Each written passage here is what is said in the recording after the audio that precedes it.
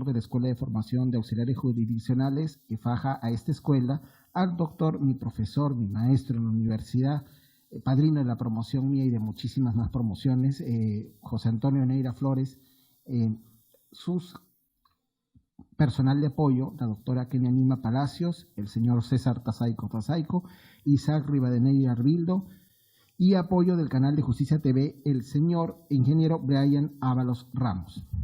También tenemos que agradecer y hacer una mención, muchas personas y muchos abogados que vienen a estas reuniones y sobre todo estudiantes, personas que a veces conocen más que el que está haciendo humildemente esta ponencia y está compartiendo lo poco que sabe con ustedes, siguen a través del teléfono y las direcciones de correo electrónico contactándose conmigo. En este instante hay una doctora Fiorella Natalie, no quiere que digamos el apellido, que está sustentando su tesis en Derecho en estos momentos, que no pudo venir. La felicitamos sobre la familia ensamblada, la familia conformada. Es algo que muy complicado con respecto a lo que vemos todos los días en base a los míos, los tuyos, los nuestros. La familia nuclear como era antes.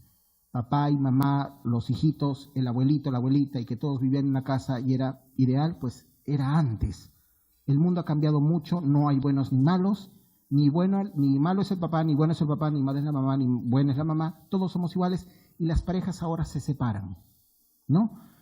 Buscan una nueva vida en paz y tranquilidad y en convenio, para eso estamos los abogados, para auxiliar y asistir en esto, y a veces supone que la mamá se va con sus hijitos a una nueva relación y ahí viene un papá también con otros hijitos de otra relación y esa es una familia ensamblada, porque es el padrastro, pero es la imagen paterna que tiene el niño. Y bueno, no tiene la patria potestad, no tiene la tenencia, no tiene el régimen de visitas y tampoco es el papá propiamente dicho, pero es la figura de la casa, ¿no? O en todo caso, también hay casos de familias o en viviendas, casa, habitación, lo vimos mucho en el censo. Era muy complicada la pregunta, ¿quién es el jefe del hogar, verdad? Porque, bueno, ¿quién responde? Eso es complicado, ¿no? Hay veces en que hay familias, hay casas, hay unidades habitacionales, departamentos, casonas, solares, o donde quiera que se viva, de acuerdo a la región del país, donde a veces de repente son 3 mamás solteras, o una mamá soltera, o una viuda y un papá soltero, cada uno con sus hijitos, viven todos en la casa del abuelito. Entonces no es una familia propiamente dicha, pero esos niños que son primos crecen como hermanos, ¿no? Y esa es la familia ensamblada. Es una figura que ella está viéndolos y por eso la felicito, porque hacía tantas preguntas que yo no podía contestar que comencé a mandar correos electrónicos y recibirlos y a tratar esto, y para esto voy a dar otro agradecimiento. Quiero agradecer, estos son los últimos, a la doctora Mónica Salas Muñoz, ella y el que les habla muy humildemente en un canal de televisión emprendedor, para no decir que es un canal muy, muy humilde y muy pobre, pero con muchas ganas de trabajar. En Villa El Salvador tenemos en Cable Más, en Canal 3, el programa Haciendo Uso de Tus Derechos, donde contamos y respondemos las preguntas del público. Lo tenemos en Cable Más, lo pueden ver por el streaming, lo pueden ver por YouTube, y lo pueden ver en el Cono Sur y ya no se dice Cono, soy antiguo, en Lima Sur, en Lima Este y en Lima Norte, ven ese programa en Cable Más. Entonces nosotros tenemos ese programa todos los miércoles a las 7, exceptuando hoy día porque han cortado la luz en Villa El Salvador y yo tenía la conferencia, van a repetir un programa antiguo. Tenemos esas charlas y esas preguntas y respuestas que tenemos. Nuestro programa, así humilde como fue, entrevistamos, si lo van a revisar en Facebook, porque recién voy a colgar en Facebook todo esto, a los 4 últimos candidatos a decanos del Colegio de Abogados. Sí, entrevistamos al doctor Javier Villestein, al doctor Willy Ramírez, que lo saludo, es rector de la Universidad Peruana de Ciencias Informáticas, a Alberto Peralta, entrevistamos también a Oscar Peña y a varios candidatos más, al doctor Palacín, a varios casi, todos los de la primera y la segunda vuelta. Entonces, agradezco a la señorita Abigail Cáceres, Claudio Paudí, Anthony Auris y sobre todo al señor Jorge Tejeda, que es el promotor, el dueño del canal, y al señor Carlos Santiago, que es el productor. Al señor Mitocayo R, de iniciales RA, que no quiere ser identificado, también le damos las gracias, que él también se encarga del programa, pero nunca quiere ser identificado y aparece en los créditos. Ya empezando y ahora yendo al punto, vamos a lo que queremos y a lo que tenemos que desmenuzar hoy día. Estas figuras y sobre todo lo que empezamos ahora es el proceso de sucesión en el Perú, notarial y judicial. ¿Qué tenemos? La sucesión, hay 2 formas que se puede ver. La situación, la familia, tal como es. Volvemos al caso de explicar a la familia. Las familias ensambladas, las familias conformadas, tal como lo hemos tocado en anteriores oportunidades y reuniones, tenemos que antes la situación económica, la coyuntura, bueno, todo el mundo menciona coyuntura, pero digamos lo que sucede económicamente con los pueblos y las familias hace que muchas familias se dividan, se alejen, se reúnan. Durante este trámite del proceso de la sucesión en el Perú notarial y judicial vamos a ver muchas figuras con respecto a tener en cuenta la muerte, primero la ausencia, la desaparición, la ausencia, la muerte presunta y muchas figuras más. Con respecto a la familia ensamblada, nuevamente volvemos al tema porque lo vamos a tocar en filiación, en alimentos y lo vamos a tocar en sucesión. Sucede que en los últimos 20 o 30 años hemos visto situaciones que han pasado en el Perú, sin hablar de política como hemos visto en la anterior conferencia de filiación, de alimentos, en la de tesis, en otras cosas que hemos hablado antes. Hubo problemas económicos para todas las familias y para todos los peruanos en los 80s y principios de los 90s. Muchos ciudadanos peruanos y ciudadanas peruanas, partiendo desde el punto de vista que hombres y mujeres son iguales. Cuando hablamos de hombres y mujeres es lo mismo. Partieron dejando a sus familias y a sus hogares a otros países para trabajar y buscar fortuna. Así como vemos personas de Venezuela, acá en el Perú mucho ahora, colombianos, muchos colombianos, y vemos mexicanos, hasta vemos argentinos. En los 90s, a principios de los 90s, ustedes son muy jovencitos, de repente no recuerdan, tal vez las personas mayores como yo sí, muchos peruanos fueron a Venezuela, a Chile, a Argentina, a México, más a España y a Japón, más a Chile, algunos a Venezuela. No estamos diciendo que hay que recordar que Venezuela nos recibió con los brazos abiertos y que eran bastante más amables con los peruanos que en otros países, pero sí lo decimos. Ese tipo de idas y vueltas genera que el corazón y el ser humano, y partiendo desde la premisa, porque esta pequeña explicación y este pequeño adelanto se va a ver en los tres temas que vamos a tocar, la sucesión notarial y judicial. Al abordar la sucesión judicial vamos a abordar lo que todo el mundo más o menos ya ustedes conocen, y generalmente es un proceso de naturaleza no necesariamente contenciosa, que está en el Código Civil en el Código Procesal Civil y Civil contemplado de tal manera que se presenta como un escrito, como un libelo, como una demanda, como una solicitud referida a fundar en la partida un certificado de inscripción negativa de testamento y de sucesión intestada, partida de función, partida de matrimonio si lo hubiera, documento nacional de identidad, relación de bienes si hubiera, firma de abogado y se presenta la demanda. Después de eso y de notificar, porque siempre se notifica a la sociedad de beneficencia pública o la sociedad de beneficencia del lugar, se procede a las publicaciones. Después de las publicaciones y de los bandos y de tratar de comunicar a todos los herederos, se procede a si hay una audiencia para actuar algunas pruebas, se procede a la audiencia, si no se procede pues a resolver. Eso lo vamos a ver ahorita en un organigrama y lo vamos a ver más adelante. Inclusive también dentro de los materiales que le han ingresado, en el caso ya bastante más complicado, no digo que sea menos visto, pero es bastante más complicado, el hecho de personas que han sido preteridas, ese es el término, olvidadas, pospuestas en declaraciones de herederos, en declaratoria de herederos, en procesos de sucesión intestada judiciales, en este caso, o notariales. En este caso se presenta una demanda en un proceso de conocimiento que es mucho más complicado, que vemos que es demanda, contestación, reconvención, actuación de pruebas, un montón de situaciones que también en el modelo se lo hemos puesto en la entrada, que les han entregado con los PowerPoints y con el humilde alcance que le podemos dar en esta reunión.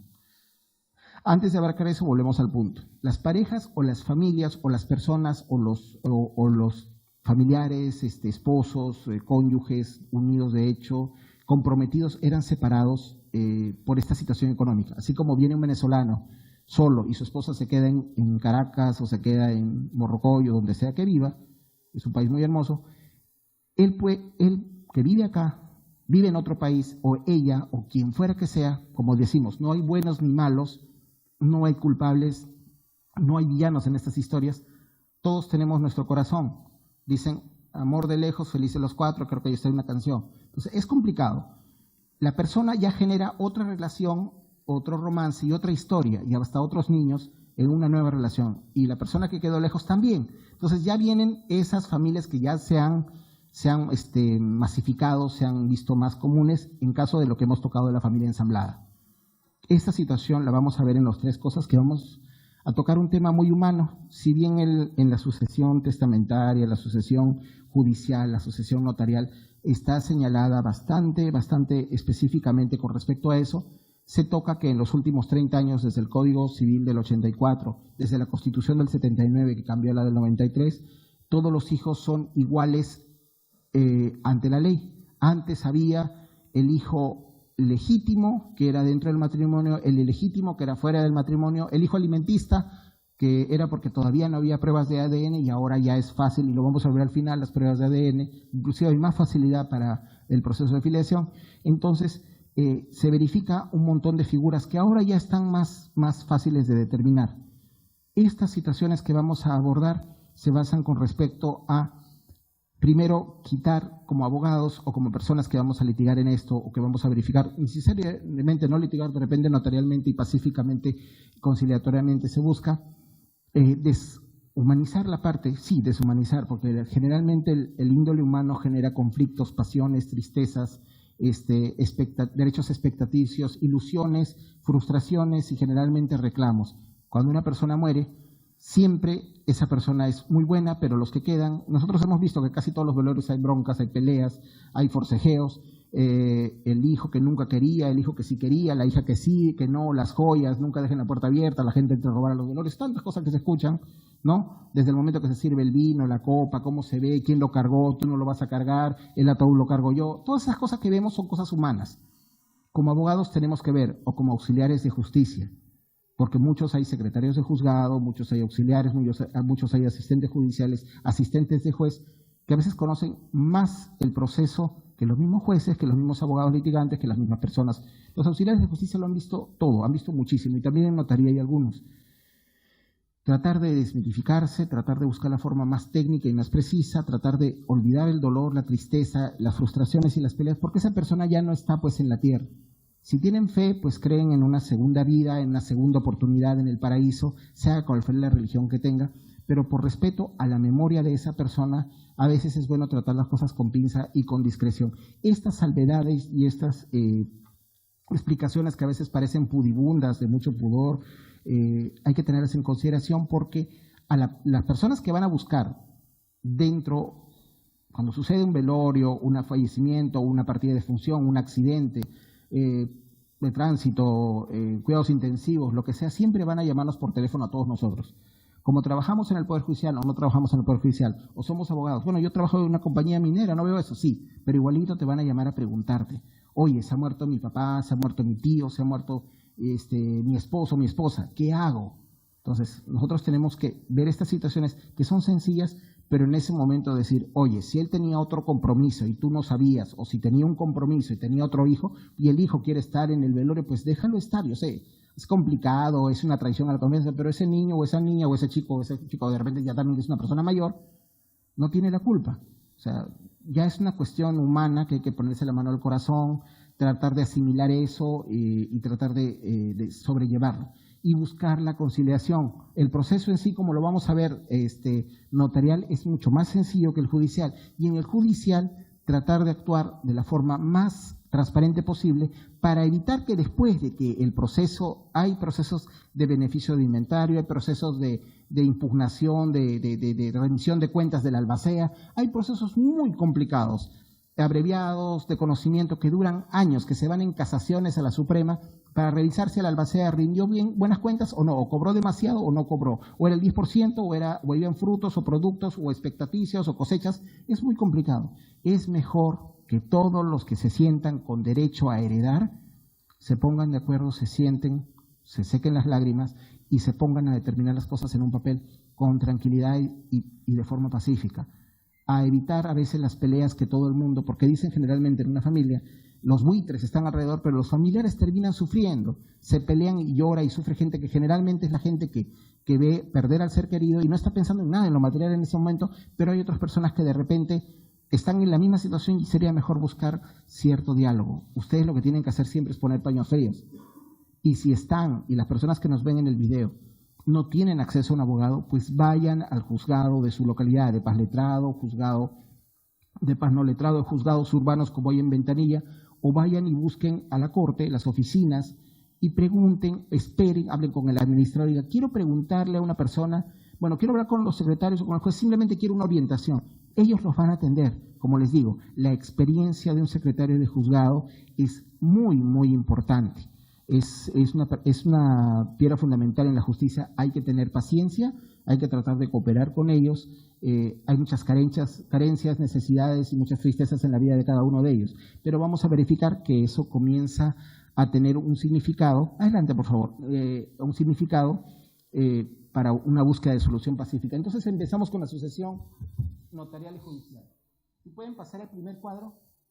Acá dice, cuando se produce la muerte de una persona, es necesario que alguien la sustituya, ocupe su lugar en la titularidad de bienes y deudas, en el gobierno, de administración en general, de los intereses y del patrimonio. En este caso siempre es bueno, de acuerdo a lo que exigen la estabilidad de la familia y la continuidad moral y espiritual de la especie humana, así como la seguridad en la economía social, a la par que, como se ha dicho con acierto, si la propiedad implica el único estímulo eficaz para impulsarle a trabajar, para ser infinito ese estímulo eficaz para impulsar a trabajar, para ser infinito ese estímulo se instituyó la propiedad hereditaria. El transmitir la propiedad por herencia. Antes era el primer hijo, varón, y los demás hijos no recibían nada. Ese era el derecho de mayorazgo en el Imperio Romano. Tenemos el caso, no vamos a mencionar, sin mencionar nombres, muchos casos conocidos para nosotros acá en la vida que hemos tenido en esta república y casos conocidos. Vemos que en sí no solo es transmitir la propiedad, sino transmitir el legado, pero no el legado como porción disponible que vamos a ver más adelante. El legado en sí de la imagen y la propuesta y el esfuerzo de emprendedores o de personas que hicieron un negocio, que hicieron una apuesta por el país, que hicieron una apuesta por su comunidad, crecieron, prosperaron, y para que continúen sus hijos o nietos o aquellos que se quieran hacer de la responsabilidad de llevar ese negocio de una forma ordenada. Lo mejor en estos casos, y es lo que siempre decimos todos, es hacer un testamento, tener algo listo. Vamos a ver los mismos testamentos, las clases, tipos y modalidades más adelante. Pero siempre es bueno pensar en eso tan feo que nosotros pensamos, que es ¿qué pasaría si me muero? ¿No? ¿A quién van a llamar? ¿Dónde está el testamento por escritura pública o protocolizado notarial en sobre cerrado, que lo tenga notario? Es lo mejor. En el Código del 36 el notario no lo aguardaba. Ahora vamos a ver muchos cambios entre el 36 y el nuevo, donde se ve que ha habido mejoras. Siguiente cuadro, por favor. Tenemos la sucesión por causa de muerte es un modo de adquirir derechos, bienes y obligaciones transmisibles por muerte titular del patrimonio. En este caso el del cuyus, antes le llamaban de cujus o de cujus. La tradición de la herencia se verifica por el Ministerio de la Ley a los herederos en el momento que es aceptada, pero estos no podrán enajenar los bienes raíces ni constituir sobre ellos ningún derecho real sin que preceda la inscripción del dominio de dichos bienes a su favor, presentándolo el registro de título de su antecesor si no constare a favor de éste. Hay muchos elementos y muchas situaciones que es mejor hacer la declaratoria de herederos. Primero, tener siempre saneadas las cosas, ir a COFOPRI, regularizar la posesión, inscripción de bienes, impuestos al patrimonio predial y muchas cosas. Obviamente vamos a retroceder y vamos a ver el caso, por ejemplo, que para renunciar a herencia, dos cónyuges, o sea, el código habla en el libro de familia con respecto a marido y mujer. Sí, ellos utilizan el término marido y mujer. Para la dama, para la especie de género femenino, utilizan la palabra mujer. ¿Es peyorativo? Bueno, lo utiliza el código. Y marido lo utiliza para decir al varón, cuando pudieran decir varón y mujer libres de impedimento para casarse, pero ya se va a ver más adelante. Para el caso de los convivientes o concubinos, que también el código utiliza la palabra concubino sin que sea un insulto, esto tiene que ser registrado y para que tengan deberes y derechos similares, finalidades y obligaciones similares a los del matrimonio, semejantes a los del matrimonio. Para el caso de pedir cualquier tipo de situación, estamos diciendo que una cosa es igual y otra cosa es similar o semejante. Por poner un caso, yo no juego mucho fútbol, ¿ya? De repente, pues hay un partido de fulbito y está el señor Galese que tiene camiseta de Adidas, short de Adidas, zapatillas Nike, medias de Umbro. ¿Ya? Yo me compro lo mismo, ¿ya? Me ponen en el arco a mí y en el otro arco lo ponen a él. Somos arqueros, estamos uniformados como arqueros. ¿Somos iguales? No, ni similares. Bueno, similares bien de lejos pueden ser similares. Semejantes, claro, son seres humanos, tienen 2 ojos, 2 orejas, pero no es lo mismo, por favor.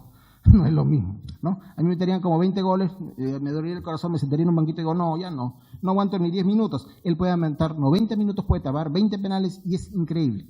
Esa es más o menos una idea.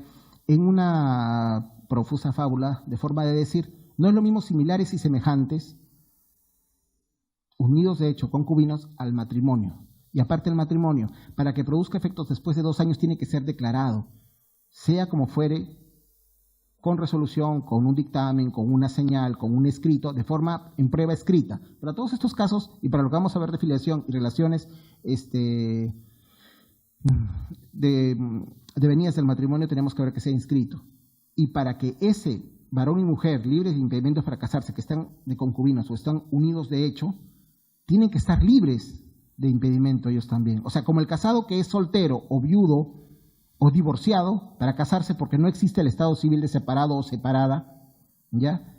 Así como él se puede casar después de someterse a todas los esponsales, la prueba del matrimonio, todas las cosas que pide el código, así como esa persona se puede casar porque es soltero, viudo, divorciado, no separado, no existe el estado civil de separado, así el concubino también tiene que ser libre, limpio.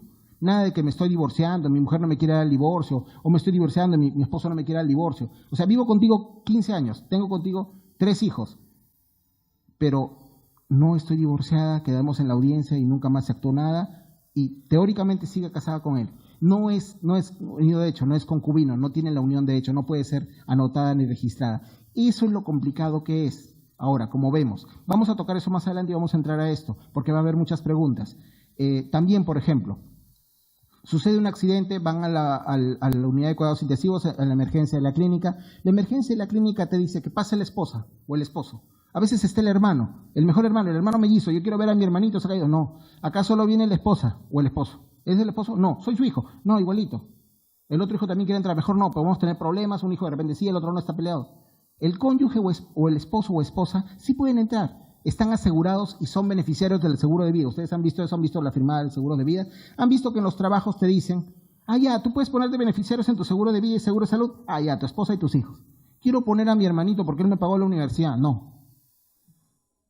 Quiero poner a mi concubino, bueno, tráeme una resolución de que tu concubino está viviendo contigo hace 2 años y encima, cada 6 meses, por poner un caso, tienes que venir y decir, sí, sigo enamorada de él, sí, sigo enamorado de él, sí, sigo conviviendo.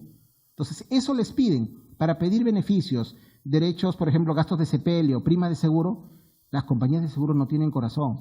Bueno, esto está firmado. Digamos que las compañías de seguro son un poquito más frías. Van a pedir algo que acredite. En cambio, la partida de matrimonio es la partida de matrimonio. No estamos disolucionando por el concubinato y por la unión de hecho. Claro, es válida y es buena. Lo que estamos diciendo es que es mucho más difícil de la prueba del matrimonio. Si la prueba del matrimonio es difícil por la constante, la continuidad del constante estado de casados, como le dicen, ¿no? Imagínense de la unión de hecho, es muy complicado. Entonces, seguimos con que, el siguiente cuadro, por favor. La sucesión se vincula al patrimonio porque significa la transmisión de un patrimonio total o parcial de una persona a otra. Por consiguiente, 2 son las ideas fundamentales de este derecho. La relación jurídica entre 2 sujetos, uno que abandona el bien y otro que lo reemplaza. Muere el papá o muere después muere la mamá o mueren los 2 o muere uno, queda el cónyuge, la pareja y los hijos. Entonces, abandona el bien, pero la empresa de transportes, el camal, la casa, los camiones de transporte, el restaurante, los hoteles, pasa a manos de los que van a heredar esto. Ahora, vamos a un punto, para cortar la torta todos sabemos, la mitad exacta, en caso de casados, en caso de un tradicional matrimonio celebrado, ya digamos con sociedades gananciales, a la antigua, ya todo, va a recibir la mitad el cónyuge y una partecita más como si fuera hijo en la liquidación de la sociedad con los demás hijos. Del 100 recibe 50 y si tiene 3 hijos, bueno, los otros 50 entre 3 todavía recibe un pedacito. Siempre y cuando no haya legados o haya una porción disponible que ya vamos a ver más adelante. Esa es una relación jurídica entre 2 sujetos, uno que abandona el bien y otro que lo reemplaza, el cual deja el bien. Un patrimonio, conjunto de bienes que tiene la virtualidad de transmitirse de una persona a otra, y esto da la idea de sucesión. La muerte pone fin a la persona. La muerte provoca como consecuencia natural e inevitable la desaparición física de esta persona. Física. Todavía la desaparición, vamos a hablar de cómo es que termina la muerte de una persona, digamos, en sistema. Supone, por lo tanto, la extinción de la personalidad jurídica que se atribuye al sujeto de derechos y, como tal, desde siempre, ha sido la barrera que ha puesto fin a las relaciones existentes entre los sujetos de derecho que ya no están con nosotros, siendo la gran tarea, el establecer cuál habrá de ser el destino que deberán tomar aquellas relaciones y situaciones jurídicas existentes. Tenía una amiga que en paz descanse, justamente falleció, dejó un testamento y era la persona más especial que conozco, me enseñó todo Marisabel Dávila. Sí le puedo mencionar. Ella tenía 3 aprendices y a los 3 aprendices dijo, créeme que no sé si es porque la detesto o es la que me cae más mal o es la que me cae muy bien, pero voy a escoger a tal para que sea mi albacea, porque le está dando una gran cruz, una gran responsabilidad, porque va a tener que dividir las cosas, porque va a tener que entenderse con los abogados de las otras personas que tienen derechos expectativos, porque todos creemos que todos debemos recibir algo del ser querido que falleció. Y a veces hay seres que tienen una decisión y toman y dicen, bueno, muy bien, de acuerdo a lo que tengo que yo puedo dejar en testamento, lo que yo puedo señalar, que tiene que ser, no va a ser contrario al orden público y a las buenas costumbres. Es muy complicado porque hay porciones disponibles, no es como, por ejemplo, hay otros países donde dice, tenía una fortuna de $1 millón, se la dejé a mi gato. No, hay cosas que acá en el Perú están señaladas en el Código Civil y hay orden, hay bien común, buenas costumbres, cierto orden jurídico, ciertos herederos forzosos, ya que están llamados a colación con precedencia y la premorencia. Primero vamos a hablar muere el papá o la mamá, quedan los hijos. Entonces, hay cierta línea que vamos a verla más adelante con respecto a la premorencia es quien muere primero, ¿ya? Y como vemos hasta ahora, aún en el caso de la separación de bienes con contrato, ¿no? La sociedad ganancial está la separación de bienes, aún en estas situaciones también podemos apreciar que hay casos en los cuales, a veces, no hablemos de machismo, de feminismo, vamos a hablar de cónyuges. Hay un cónyuge que de repente trabajó toda su vida, se rompió el lomo, se levantaba a 4 de la mañana, iba al mercado mayorista, compraba bienes, llegaba, entregaba los camiones, trabajaba hasta las 10 de la noche y dormía. Mientras todo eso hacía esta persona, ¿no? El otro cónyuge, no estamos hablando de hombre y mujer, no estamos hablando de nada, esa persona le cocinaba, le lavaba, le planchaba, le preparaba el almuerzo, le preparaba el desayuno, le preparaba el paquete con los sándwiches para que come en la noche, lo esperaba para que se bañe, se cambie de ropa y vuelva a salir, llevó a los hijos al colegio, se aguantó a los yernos y a las nueras, fue madrina y padrino, con el cónyuge, no digo sexo, madrina o padrino de los niños, y llegó a ser todavía que este cónyuge que era el que salía y trabajaba, todavía fuera alcalde, regidor, consiguiera el éxito profesional, terminado maestrías, doctorado, regresada todavía. Hasta lo condecoraron como hijo predilecto de la provincia donde venían, y todavía era mayordomo encargado de la procesión. O sea, toda la vida que hizo esta persona para lograr el éxito profesional y personal delante de Dios y de los hombres, un poquito pues, ¿no? Se la debía al otro cónyuge, sea hombre o mujer, se la debía, porque estamos hablando de hombre y mujer, porque hay caso, por ejemplo, de una animadora de televisión que se fue al extranjero. O sea, vemos que el que le cargaba la maleta, el que le cargaba la casaca, el que estuvo con ella pues como 30 años, ahora se separaron. Pero ella también, digamos, siendo mujer u hombre, no estamos hablando de que pobre ama de casa, no estamos en esa posición. Esta cónyuge que tenían, hombre o mujer, adelante, toma asiento, por favor. Esta persona le ayudó en el éxito y en realización personal y profesional. O sea, le tenía la comida caliente, le bajaba la fiebre, cuidó a sus hijos, los llevó al colegio y a trabajar. No estamos hablando, puede ser hombre o mujer. Puede ser el esposo que dejó, porque el código habla de que uno de los cónyuges puede atender el hogar y el otro tiene que encargarse de darle el sustento y preocuparse por su vida. Ahora, muere el cónyuge que era la persona que hacía todo prácticamente. La otra persona que estaba en casa y que cuidaba a la familia, pero no tenía un objetivo claro, esa persona, por si acaso, es el cónyuge. Yo una vez tuve una reunión con un amigo muy querido, muy buen amigo, me dice, ¿sabes qué? El papá de mi esposa y mi suegra, o sea, mi suegro y mi suegra, se van a ir de viaje. Tienen tanto miedo de que el avión se caiga porque nunca en su vida habían viajado. Estamos hablando de cosas reales. Hay gente que de verdad trabajó toda su vida y nunca fue de viaje en avión. En este caso, esas dos personas que eran sesentonas, habían trabajado tanto para sus hijos y nietos y hasta para el yerno que vivía en la casa y la nuera que vivía en la casa, que en este caso ellos viajaban en avión y tenían miedo que el avión se caiga y tenían miedo de que los hijos se queden y se comiencen a pelear entre ellos. Entonces decía, el señor dijo, ya, como yo soy el dueño de las factorías, de las fábricas, de las panaderías, de lo que sea, yo quiero determinar que cuando yo muera, esta parte va a ser para esto, esta parte va a ser para esto. Entonces, había que explicarle de la premorencia y había que decirle, por si acaso, ¿cuándo se casó, señor? Bueno, yo me casé en 1950. ¿Hace tantos años? Sí. Y se casó con el código y nunca, en esa época, pues, ¿qué van a hablar de separación de patrimonios? ¿No? ¿Qué van a hablar de eso, no? Por supuesto que era súper sociedad, y sociedad de gananciales todavía antigua, en esa época que todavía decía, se le debe fidelidad, por si acaso esto que decía el código, se le debe fidelidad al marido y no sé, ¿cómo debe el deber de la esposa? Es una cosa bastante, que ya ni siquiera la voy a decir porque no creo que no le da gracia a nadie. En este caso, él pensaba que él podía decir de todo, pero en la notaría le dijeron, por si acaso, haz tú, por eso le dice testamentos al mismo tiempo, testamentos compartidos, ya. O sea, en este caso no se puede hacer válida testamento de dos personas, no, pero mira, en la premorencia hazlo tú, pero que también lo haga tu esposa. ¿Que ella? Sí, ella. Estuvo contigo durante 40 años. Nunca tuvo conducta deshonrosa, nunca te hizo quedar mal, nunca habló mal de ti, siempre te estaba atendiendo, fue una esposa perfecta. Entonces, de verdad, casi todo lo que has hecho, ¿verdad, no? Bueno, ya, pues hay que ir a la notaría. ¿Y nos van a cobrar los dos? Sí, les van a cobrar los dos. Ya, la idea es esa. Entonces, tenemos que la desaparición física de la persona deja una desaparición también en sistema. ¿Cómo es esto? Cuando una persona nace es hermoso. Hay el certificado de nacido vivo, las huellitas de los pies de las dos personas y el declarante, ¿no? Y la persona que levanta la partida de nacimiento, el acta de nacimiento, certificado de nacido vivo, antes le decían la partida de nacimiento, ahora le dicen el acta de nacimiento, ya. Ese certificado de nacido vivo, y eso es la persona. La persona es fin supremo de la sociedad del Estado, el concebido es sujeto de derecho para todo cuanto le favorece, y esa parte es hermosa, ya. Una persona muere, está el acta de defunción, la partida de defunción, firmada por el médico tratante o cómo es que se ha sobrellevado, esperemos pues que no sea un accidente o fruto de un delito, pero en este caso esa acta tiene que llevarla generalmente, por eso les decimos, los llaman por teléfono, los van a llamar a cualquier hora, ven porque todos están llorando acá y como tú sabes de esas cosas, vete tú a la RENIEC. Vas tú con esa partida y declaras la muerte de una persona que tú has querido mucho de repente, o que era un conocido, o que el viaje de promoción era el mejor de los papás del barrio, y él agarró y cuando todos se graduaron, él les puso cerveza y champaña a toditos. Tu papá se olvidó, el papá de tu vecino también, el papá de Jaime, de Miki, pero él sí estuvo ahí. Justo te toca a ti declarar su muerte, te da pena.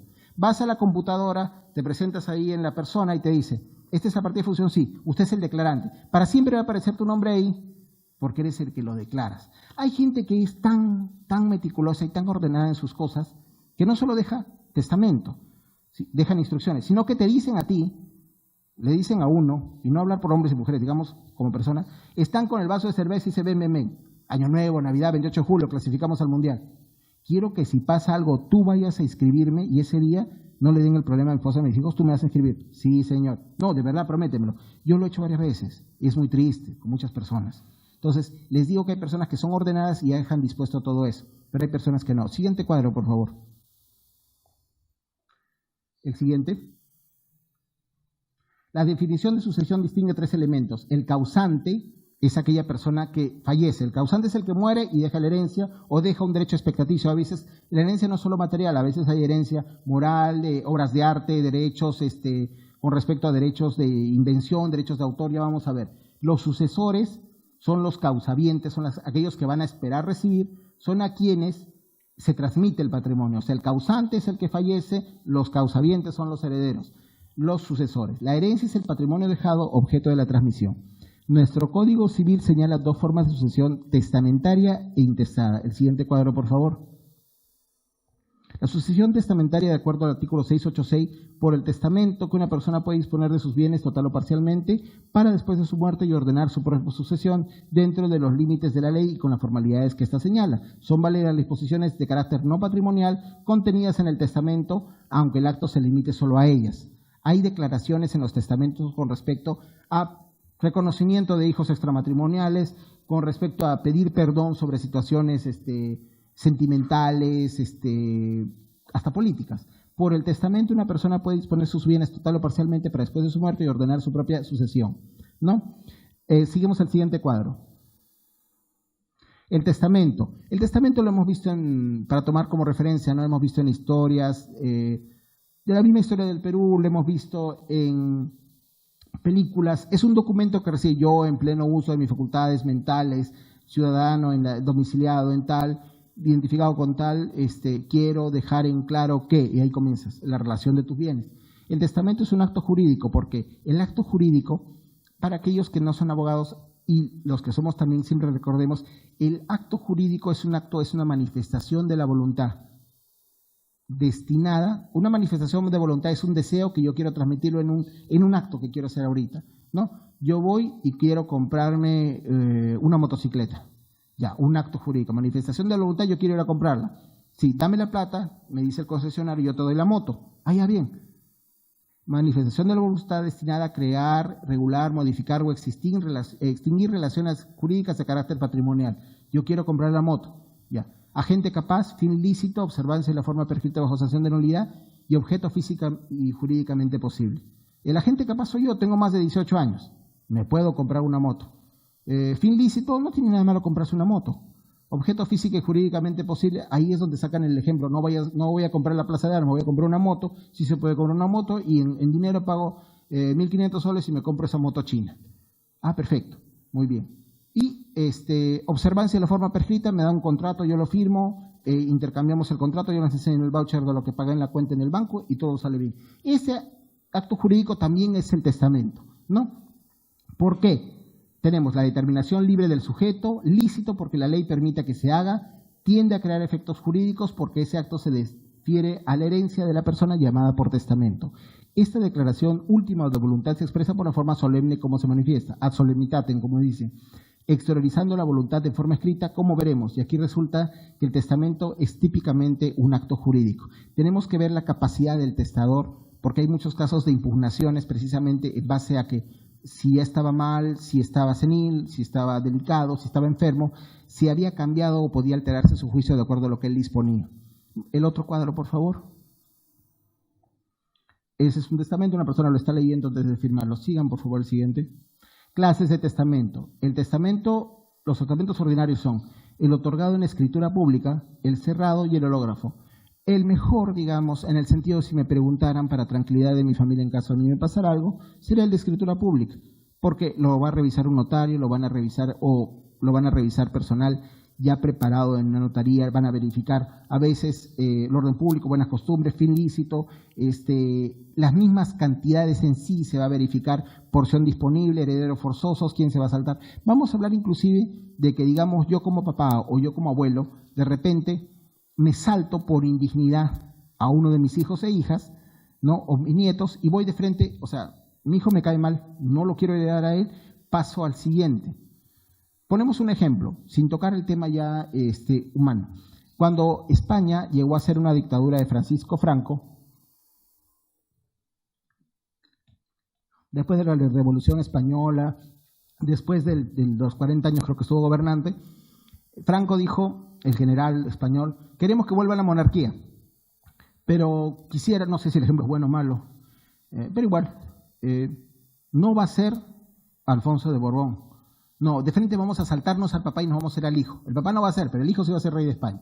Así sucede en muchos casos.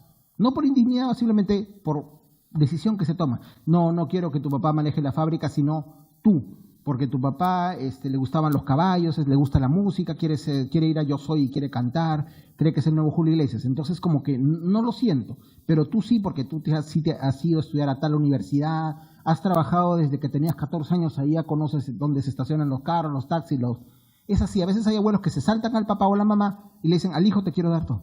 El papá no se va a molestar por eso, porque es su hijo, ¿no? Bueno, hay casos. Dicen, bueno, él va a continuar con eso. Esas a veces o son indignidades o son decisiones que se toman. Hay papás que impugnan esto judicialmente, hay procesos de conocimiento, hay procesos muy, muy complicados, o se atacan al albacea, o quieren cambiar el albacea, o quieren hacer una declaración de inventario, beneficio de inventario. Hay frondosa legislación y frondosos litigios y procesos referidos a la posibilidad que esto sea visto por abogados. No hay que quejarnos. En particular, los abogados tenemos trabajo y es parte de nuestro trabajo, buscar la paz social en justicia, determinar y coadyuvar y ayudar, de acuerdo al artículo 4 del Estatuto del Colegio de Abogados, a buscar, a solucionar el conflicto intersubjetivo de intereses o definir una incertidumbre jurídica. Mucha gente dice, yo ya, digamos, soy cristiano, soy católico, creo en San Francisco, en San Judas Tadeo, patrono de los imposibles, de los judiciales, de los policías y de las enfermeras. Pero, digamos, si dos personas del mismo sexo se quieren casar, ya que se casen. ¿Por qué? Porque dentro de unos 10 o 15 años se van a divorciar, como en Argentina se están divorciando mucho, y va a haber más trabajo para los abogados. Ya, o sea, la verdad, o sea, estas situaciones y estas soluciones, hay muchas personas que se casan, no necesariamente porque tengan una relación homosexual, sino porque quieren asegurar a otra persona que no es su pariente, que es una persona con la cual han compartido su vida, que ni siquiera realmente haya necesario el sexo, sino a veces son decisiones comerciales. Hay el caso, no vamos a mencionar, digamos, podemos cambiar el extremo a otro, en Tacna. En Tacna hay 2 ciudadanos que ya están nacionalizados peruanos, que no eran peruanos, que hicieron y trabajaron una empresa con respecto a cambiar los timones, creo, y los volantes y hacer el gas o algo así. De los timones traían autos de Asia y los arreglaban, los hacían nacionales y los traían acá. Automóviles de transporte, camionetas, buses. Pasaron los años y pasa esto. A veces está enfermo, puede ser mi papá, mi mamá. Uno va a una clínica, va a un hospital y tú dices, ¿quién va a determinar quién le prende o la apaga la máquina del oxígeno? O yo quiero la historia clínica, porque quiero esta historia clínica, porque ¿sabes qué? Resulta que en el bautizo de tal yo me encontré con el esposo de mi prima y él es especialista en riñones, es nefrólogo. Dame copia de la historia, voy a la clínica. No te la vamos a dar. Oye, pero mi papá está en cuidados intensivos, dame copia de la historia clínica y mi mamá se fue al cielo, o sea, él es viudo. Dame copia de la historia clínica y con esa historia clínica yo voy al médico. No, la única que puede venir es tu mamá, pero ella falleció. Sí, bueno, tu papá, o sea, están casados y tú como hijo no puedes pedir eso. Eso nos ha pasado. Quiero asegurar, estás soltero, te vienen de los papeles, antes venían los papeles pues del IPS, ahora es de salud. Decía, asegura una persona, tu beneficiario en caso de que te mueras, antes había un seguro de 40.000 soles, ¿se acuerdan? En el 98, 99, y te daban una lista. Entonces, ya sé, ya, mi hermanito menor, porque bueno, él no ha terminado, todavía no ha terminado la universidad, lo veo medio, ya, si me pasa algo a mi hermano para que ya termine la universidad. No, solo puedes asegurar cónyuge e hijos. Oye, pero es mi hermano. No. ¿Cómo? No. Entonces, hay mucha gente que no puede asegurar a otra persona, a un ser querido. Estamos hablando de hermanos, estamos hablando de primos, estamos hablando de familiares. O mi abuelito.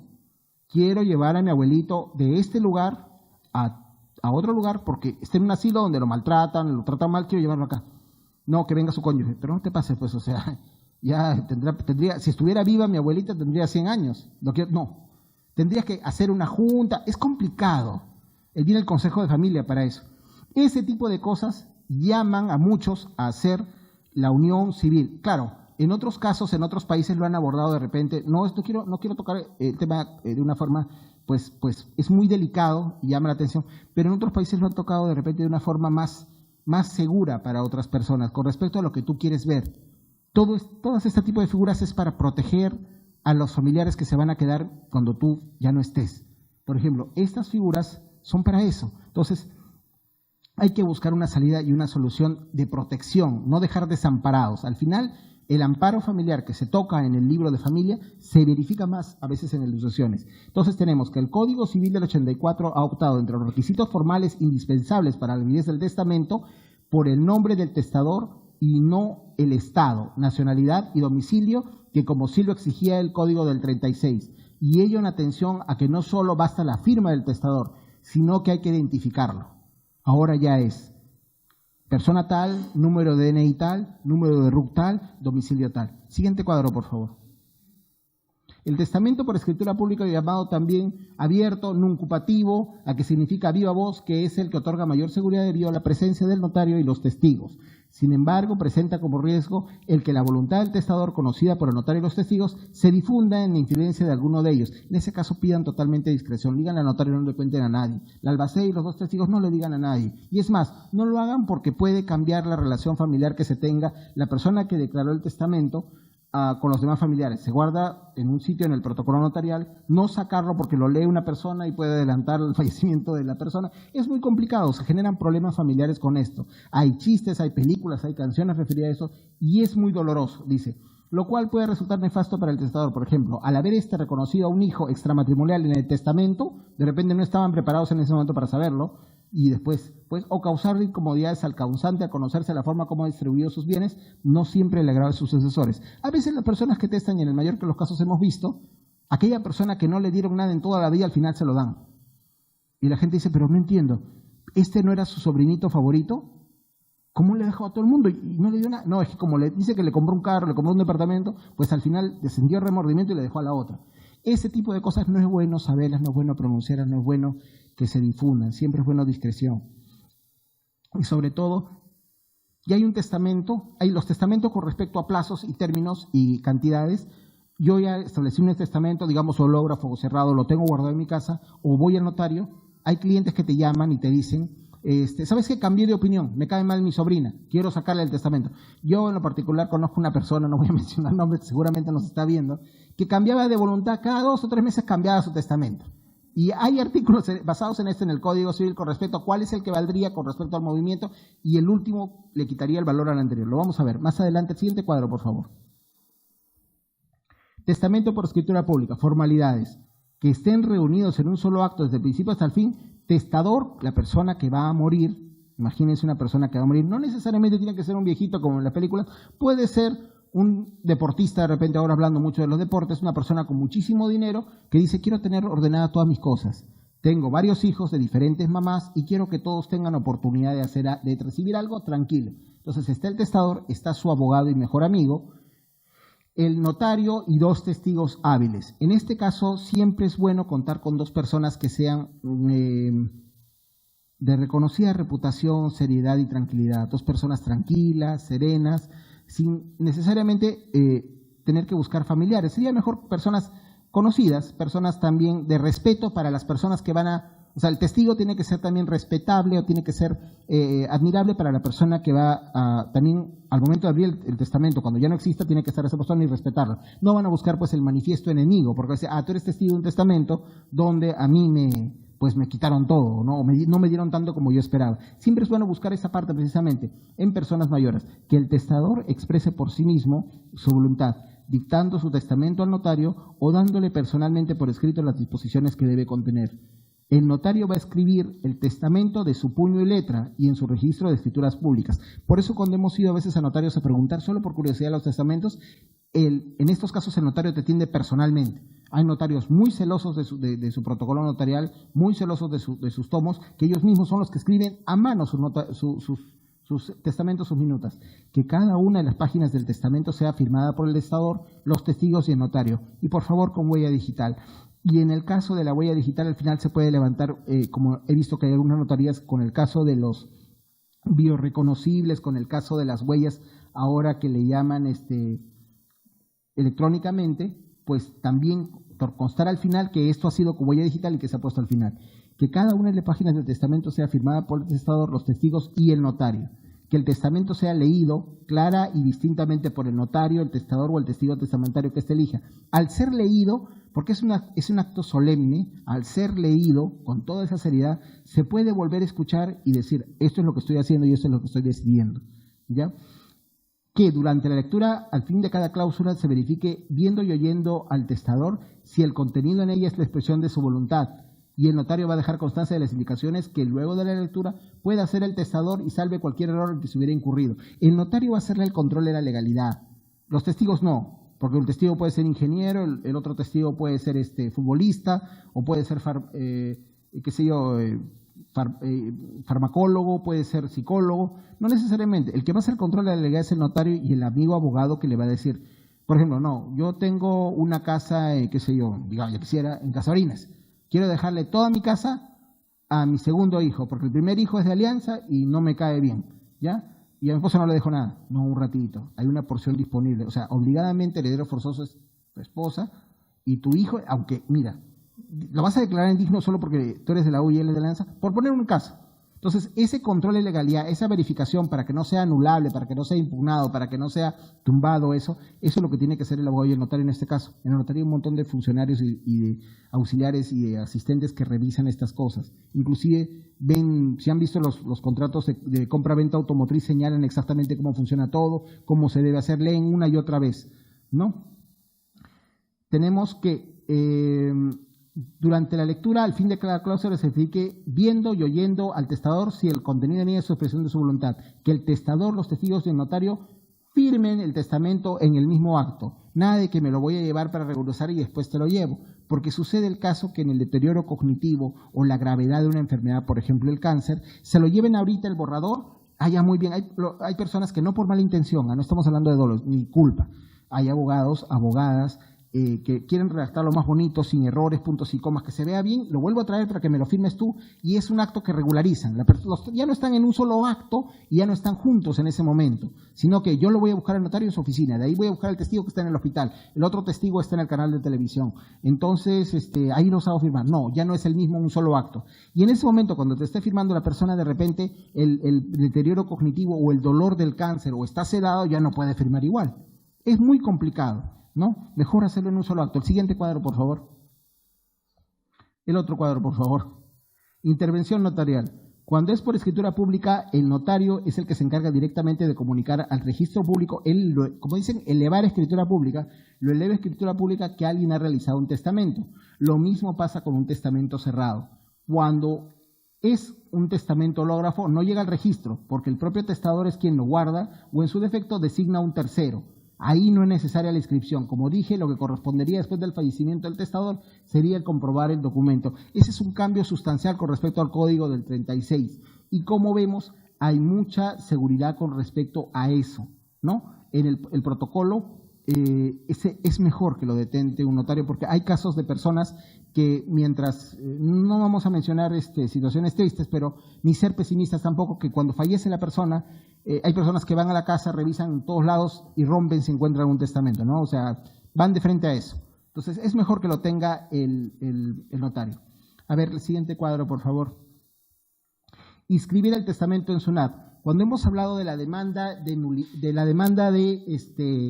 o la inscripción o la solicitud de testamento, de declaratoria de herederos en el proceso judicial, vemos que hay dos certificados negativos de inscripción testamentaria y de declaratoria de herederos. Entonces, esas dos son un requisito para, en el caso, demostrar que nunca ha habido una inscripción de testamento en la SUNAT. SUNAT es Superintendencia Nacional de Registros Públicos. Registros públicos, en cada repartición de la República se verifica esto con respecto a oficinas de registros. Si es por escritura pública, el notario que mediante un parte deja constancia de que se ha otorgado un testamento. Pago de 20 soles, la inscripción en 48 horas. Una vez que fallece la persona, se realiza la ampliación del testamento. El término no es que amplíen en la cantidad de lo que decía, sino el término es ampliación de testamento, que es, ahí mismo dice, cuando el notario deja constancia que existe un documento y ahí recién voy a abrir el testamento y lo hace públicamente en otro acto solemne para que todos estén pendientes. No, a partir de ese momento se conoce, hay una declaratoria de quiénes son los herederos y cómo se va a dividir el patrimonio. Siguiente cuadro, por favor. El testamento cerrado, reservado o místico, místico por el misterio, no es que tenga algo de misticismo, ¿no? Ofrece la garantía que su contenido no es conocido por nadie, ¿no? Excepto por el mismo testador. El testamento ha sufrido una variación importante con respecto al Código del 36. En efecto, la legislación pasada, el testamento cerrado no necesariamente se quedaba con el notario, más aún en la mayoría de los casos el testamento cerrado, una vez que el notario levantaba acta y lo transcribía en su registro, lo devolvía al testador, quien lo conservaba en su poder o entregaba a una persona de confianza con el riesgo inminente de su pérdida. Hemos visto juicios de 50 años con el Código del 36 y el Código de Procedimientos Civiles antiguos que aún se ventilaban en el sótano de cada palacio. Todavía habían juzgados de tránsito o de transferencia con respecto a cambios de los antiguos códigos, en los cuales los que iniciaron el proceso ya habían fallecido y habían sucesores procesales, ¿no? Y en estos casos tenemos que aún así no llegaban la verdad por tachas, oposiciones, excepciones. Es mejor ahora porque evita el riesgo inminente de su pérdida. Entonces, cuando se producía la muerte del testador y se abría la sucesión, los convocados a la herencia pretendían aperturar el testamento cerrado usando medios legales que obligaban exhibición al notario a presentar el testamento. Sin embargo, no podía exhibir el testamento porque no lo tenía. Decía, sí, yo estuve cuando él lo puso, pero él se lo llevó a su casa en un sobre. Entonces, sin embargo, no podía exhibir el testamento, pero no lo tenía. En conclusión, los herederos no pueden iniciar proceso de declaratoria de herederos, prefiguraba en el registro que había un testamento, pero no lo tenía él, sino lo tenía la otra persona, y la persona que se veía justamente desfavorecida ocultó el testamento o lo destruyó. Era una situación muy dramática, muy triste, muy cruel, que ya gracias a Dios no sucede. Se trata de mejorar las normas con los años, ¿no? Los herederos no pueden iniciar el proceso de declaratoria de herederos, pues figuraba en el registro que existía el testamento.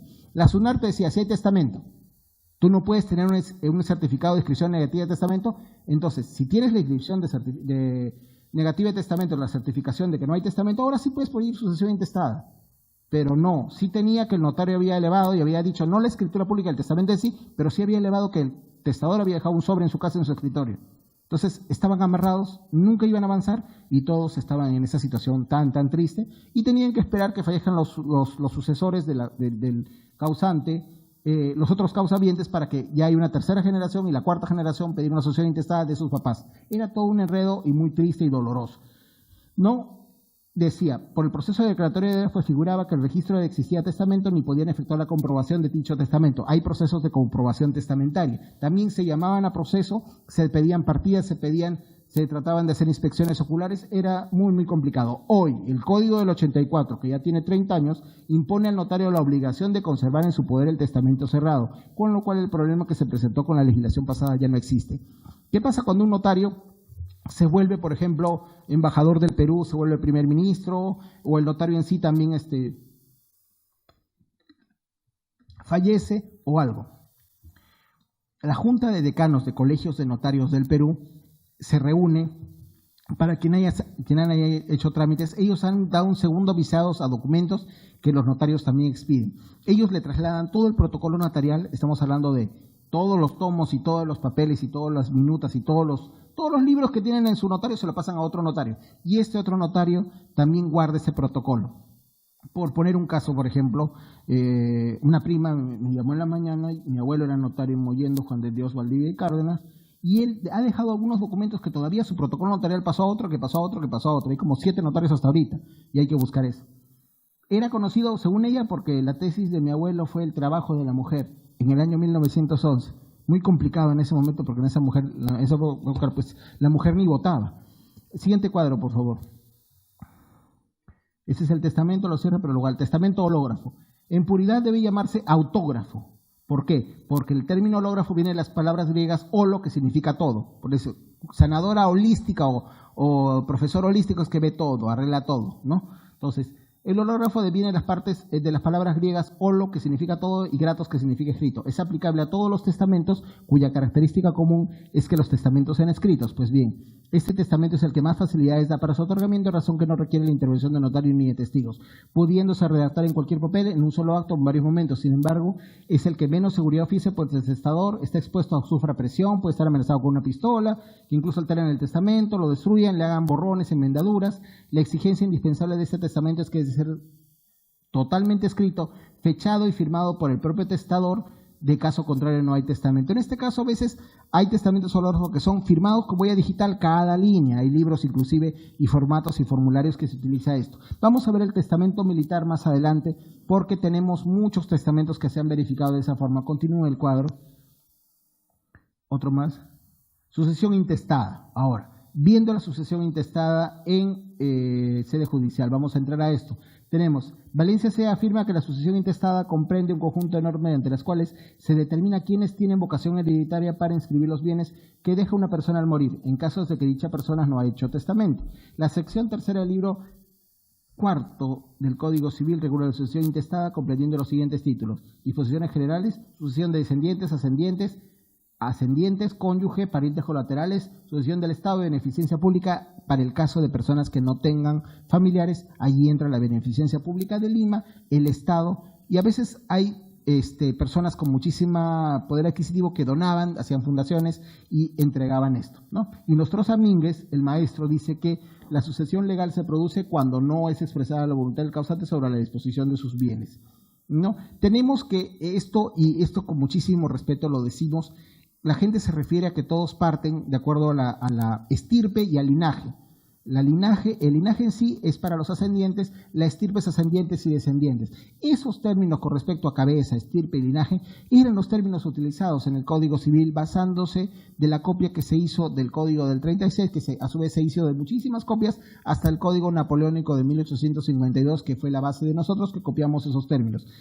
Habían en clase de civil, mi profesor allá, hasta que en paz descanse, que en el cielo esté, que hablaba del tronco común y todos se reían en clase cuando hablaba del tronco común porque referían a alguna imagen pues graciosa, pero el término es tronco común. Todos parten desde un mismo abuelo o abuela y es el que todos descendemos ahí. Siguiente cuadro, por favor. En la clase, esta clase de sucesión llamada también intestada, es la que se genera por ministerio de la ley, cuando faltan herederos testamentarios en todo o en parte de la herencia, o no hubo testamento, o no hay testamento conocido, o todos los herederos se juntan, o un grupo, y presentan una solicitud. En este caso vamos a ver notarial y judicial. La ley señala un orden sucesorio en caso de que el testador no hubiese dispuesto de su patrimonio para después de su muerte.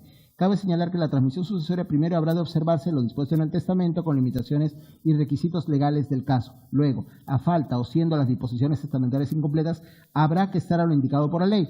La sucesión legal se produce cuando no es expresada la voluntad del causante sobre la disposición de sus bienes. En esta clase de sucesión, llamada también intestada, es la que se genera por ministerio de la ley, cuando faltan herederos testamentarios o en todo o en parte de la herencia. Siguiente cuadro, por favor. Orden sucesorio. Hay un orden sucesorio en caso de que el testador no hubiese dispuesto su patrimonio para después de su muerte. La ley ya explica eso. ¿Quiénes van a recibir primero por línea colateral, hacia arriba, hacia abajo? ¿No? Cabe señalar que para la transmisión sucesoria primero habrá de observarse lo dispuesto en el testamento, con limitaciones y requisitos legales del caso. Luego, a falta o siendo las disposiciones incompletas, porque hay testamentos que simplemente están basados en situaciones románticas o políticas y no hay nada de los bienes materiales que dejó esta persona, pues entonces se va a una sucesión intestada. Luego, a falta o siendo las disposiciones testamentarias incompletas, habrá de estar a lo indicado por la ley. Continúe, por favor, el cuadro. Este es el formato. En el caso yo voy a pedir modelo certificado negativo de sucesión intestada. Voy a la SUNAT, pongo mis apellidos de nombre, el DNI del solicitante, en la parte de sucesión intestada, apellidos y nombres, marco ahí y lo presento. Hay un plazo para que me lo den, generalmente es en unas horas. Siguiente cuadro, por favor. Artículo 815 del Código Civil señala cuáles son los casos de sucesión intestada, preceptando lo siguiente. La herencia corresponde a los herederos legales cuando el causante muere sin dejar testamento, el que otorgó ha sido declarado nulo total o parcialmente, ha caducado por falta de comprobación judicial del testamento, venció el plazo señalado por ley, o se declara inválida la desheredación. El testamento no contiene institución de heredero o se ha declarado la caducidad o invalidez de la disposición que lo instituye. El heredero forzoso, o sea, uno de los casos, el heredero forzoso muere antes de que el testador renuncia a la herencia o la pierde por indignidad o desheredación y no tiene descendientes. Entonces, de repente, si no tiene hijos o ha fallecido, el hermano puede pedir la sucesión intestada diciendo, no existen hijos, no existen herederos, no tenía esposa. Entonces, vemos los casos en los cuales la gente comienza a sacar, digamos, imágenes mentales, le pregunta a un abogado y ve, mira, si tu hermano falleció, era soltero, nunca tuvo hijos ni hijas, o tenía un hijo y falleció, pues tú pídelo. No tenemos el caso, el heredero forzoso muere antes que el testador, renuncia a la herencia, heredero forzoso, digamos, el hijo o la esposa o el esposo, ¿no? O la pierde por indignidad o desheredación y no tiene descendientes. El heredero voluntario o el legatario muere antes que el testador o por haberse cumplido la condición establecida por por renuncio, por haberse declarado indigno a estos sucesores sin sustitutos designados. O también que el testador que no tiene herederos forzosos o voluntarios instituidos en el testamento no ha dispuesto de todos sus bienes en legados, en cuyo caso la sucesión legal solo funciona con respecto a los bienes de que no dispuso. De repente testó todo lo que quería testar, pero aquellas porciones o partes que no llegó a señalar en testamento, de esas partes se puede abrir un inventario, se abre una sucesión. Continúa el cuadro, por favor. El siguiente. Título de la sucesión intestada. Al igual que el testamento significa el título de heredero en la sucesión intestada, la resolución de declaratoria de herederos expedida en el proceso no contencioso de sucesión intestada, tenemos que el proceso de sucesión intestada es no contencioso, es de naturaleza, digamos, sin ser muy purista, no es de naturaleza adversarial, por ejemplo, la impugnación o aquel proceso en el cual demando la preterición como heredero, o tengo un cliente que dicen, hicieron proceso de sucesión intestada, no me convocaron a mí, no me avisaron a mí, no pusieron el aviso en el periódico, nunca me pasaron la voz, y mis dos hermanos sí ganaron el proceso, pero yo no, entonces impugno, digamos. Igual que ese es un proceso de conocimiento, en este caso es no contencioso, es más sencillo, ¿no? el proceso. La sentencia recaída en el proceso de conocimiento que corresponda a acción petitoria de herencia, por ejemplo, constituye el título de heredero de la sucesión legal o intestada. También hay una acción petitoria de herencia en otro tipo de proceso.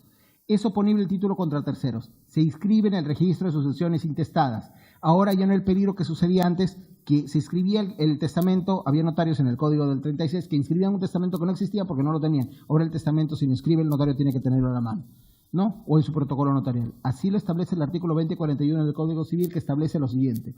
Se inscriben obligatoriamente en ese registro solicitudes de declaratoria de herederos, resoluciones firmes que ponen fin al proceso en el que solicita la declaración, la demanda y las sentencias firmes a que se refiere el artículo 664. El artículo 2042 del Código Civil norma lo concerniente al lugar de la inscripción, indicando que las resoluciones a que se refiere el artículo 2041 son las estipuladas. Siguiente cuadro, por favor. Sucesión intestada notarial. Estos son requisitos generales. Esta en sí también, digamos, es no contenciosa, pero más sencilla, en base a formularios y en base a que todos los familiares o las personas, los herederos o llamados a la colación, están pacíficamente de acuerdo frente a un notario para hacerlo más rápido. De repente no es gratuita, es un poco onerosa, pero de repente puede ser más larga, teniendo en consideración que tampoco hay que quejarnos tanto del Poder Judicial. Con todas las limitaciones de caso, los jueces de paz letrado verifican estos casos para personas que no tienen ingresos y tratan de hacerlo lo más rápido posible, a pesar de la sobrecarga judicial y de la falta de recursos. Solicitud debidamente firmada por cualquier interesado que tenga la condición de heredero en la notaría. O sea, yo voy a la notaría y presento mi solicitud debidamente firmada en el formato que la notaría te da, ¿no? No tiene que ser necesariamente el escrito de un abogado. Partida de defunción original. El caso de que el causante haya fallecido siendo su estado civil casado, presentar la partida original de matrimonio civil. Ahora uno va a la SUNAR, pagas 15 soles y te dan la partida de matrimonio de tus papás de cualquier lugar del Perú que se hayan casado. Todo ya está descargado de acuerdo al gobierno electrónico, a la oficina de gobierno electrónico, a la ventanilla única. Ya eso se ha mejorado, si bien hay algunas cosas pues que suceden y que la gente se queja todos los días, pero en este caso tenemos esta ventaja. Toco este tema por una situación muy humana y muy dolorosa. Hay personas que han perdido la identidad con respecto a la época del terrorismo.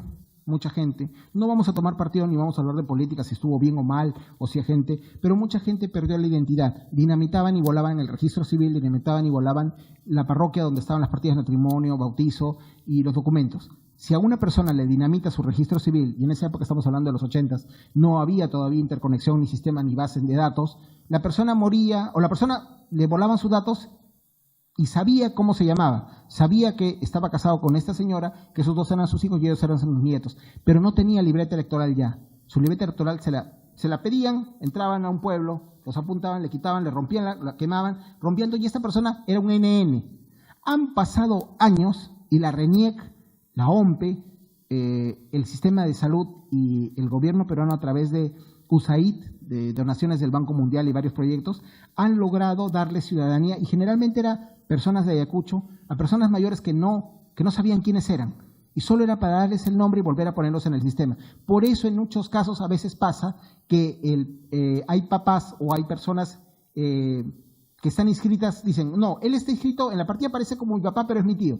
¿Y por qué aparece como generalmente hay unos casos muy tristes que salen en televisión o salen en los medios, y es porque en ese momento tuvieron que arreglarse las partidas de alguna u otra forma. Ya estas cosas no, Dios no quiera que no vuelvan a pasar, pero sucede. Partida de función original, en caso de que el causante haya fallecido siendo el estado civil casado, deberá presentar partida originaria de matrimonio civil. Aquella persona que tiene la facilidad y tiene la felicidad también de tener el registro en la computadora y en la RENIEC, pues lo va a pagar. Hay formularios inclusive que tú no tienes que hacer cola ni tienes que ir. Lo pagas el billete, entra el billete en el Banco de la Nación de Lampa. Sí, en el Banco de la Nación de Lampa hay una calle que es Lampa creo que con Ucayal y uno de los cruces de Lampa. Ahí hay un Banco de la Nación. Adentro hay un kiosco como una especie de una máquina que expende gaseosas. Esa máquina te expende tus partidas de nacimiento, matrimonio, un montón de documentos, poniendo el billete, tiene el lector de billetes y te lo expide ahí mismo. Hay una señorita orientadora que te lo da. Tenemos, en el caso de que el causante haya fallecido dejando hijos, deberá presentar partida de nacimiento de cada uno de los hijos. ¿Ya? Relación de bienes conocidos al causante, certificación de registros públicos que a la fecha no existe testamento inscrito a nombre del causante, igualito con el juzgado, certificación de registros públicos que a la fecha no existe sucesión intestada inscrita a nombre del causante. Plazo aproximado para este trámite es de 40 días útiles. Estamos en notaría, se va a pagar por el concepto, ¿no? Siempre se paga un poco más, no puedo decir tarifas en notaría, pero en este caso esos son los documentos. Siguiente cuadro, por favor. Trámite notarial. Todos estos documentos son presentados a la notaría, donde luego de recibido el notario examinará los mismos, tomando en consideración principalmente el entroncamiento entre el causante y los posibles herederos. Ahora, el notario se encarga de solicitar a registros públicos la anotación preventiva del proceso de sucesión intestada. Del mismo modo, realizará la publicación por un día en el diario El Peruano y en otro diario local de la sucesión.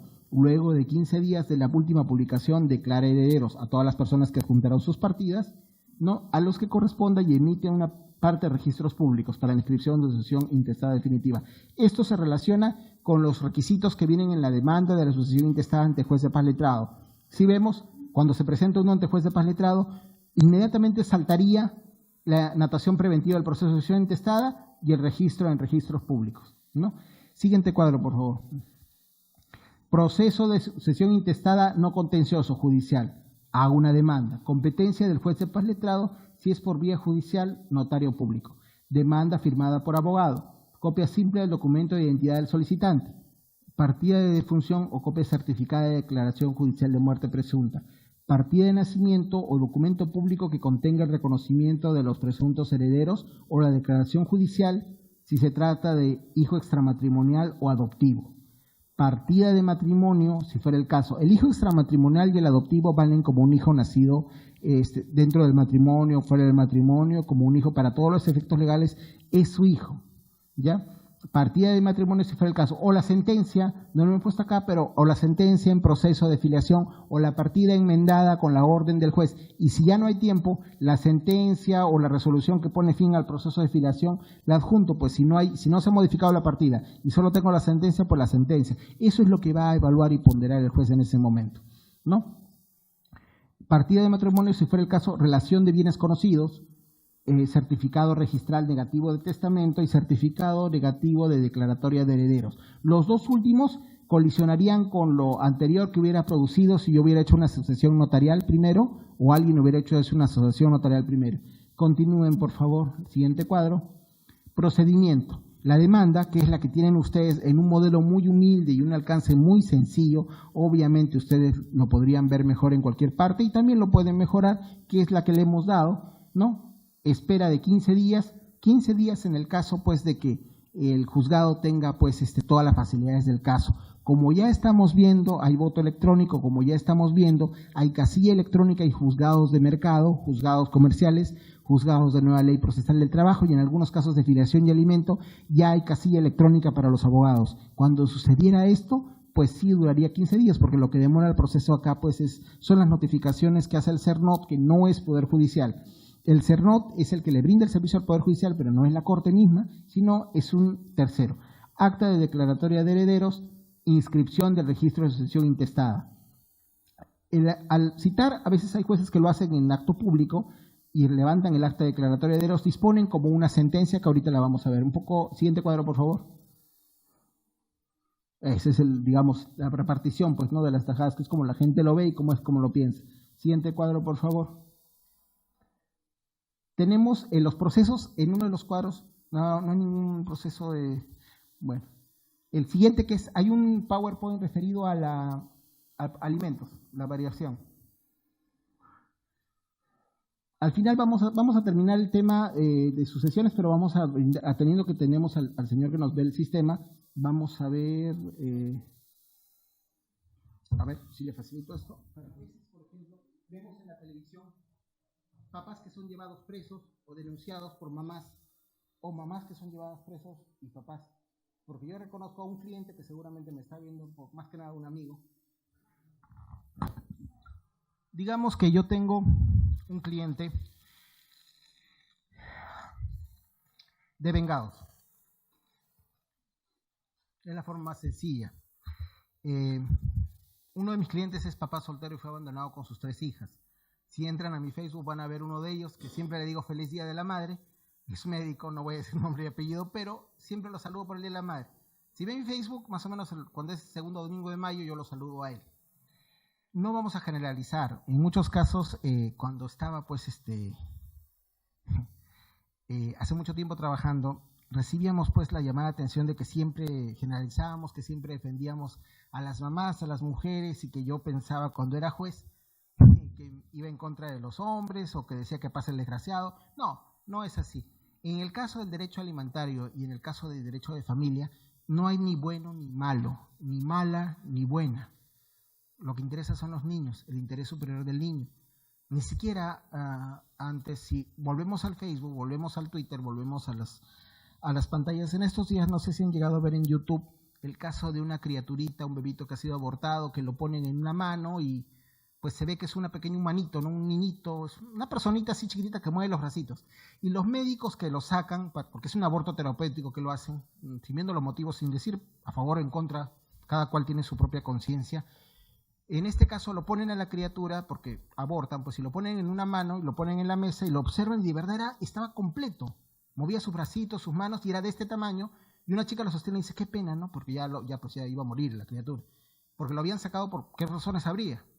Entonces, ese interés superior del niño en el Código Civil mencionan que es a condición de que nazca vivo y sujeto de derecho para todo cuanto le favorece, y la defensa de la persona humana es fin supremo de la sociedad y del Estado.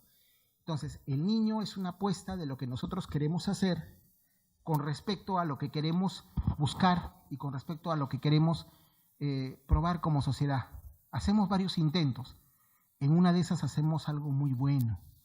Y en una de esas, una generación nos señala una cosa, depurándose algunas cosas.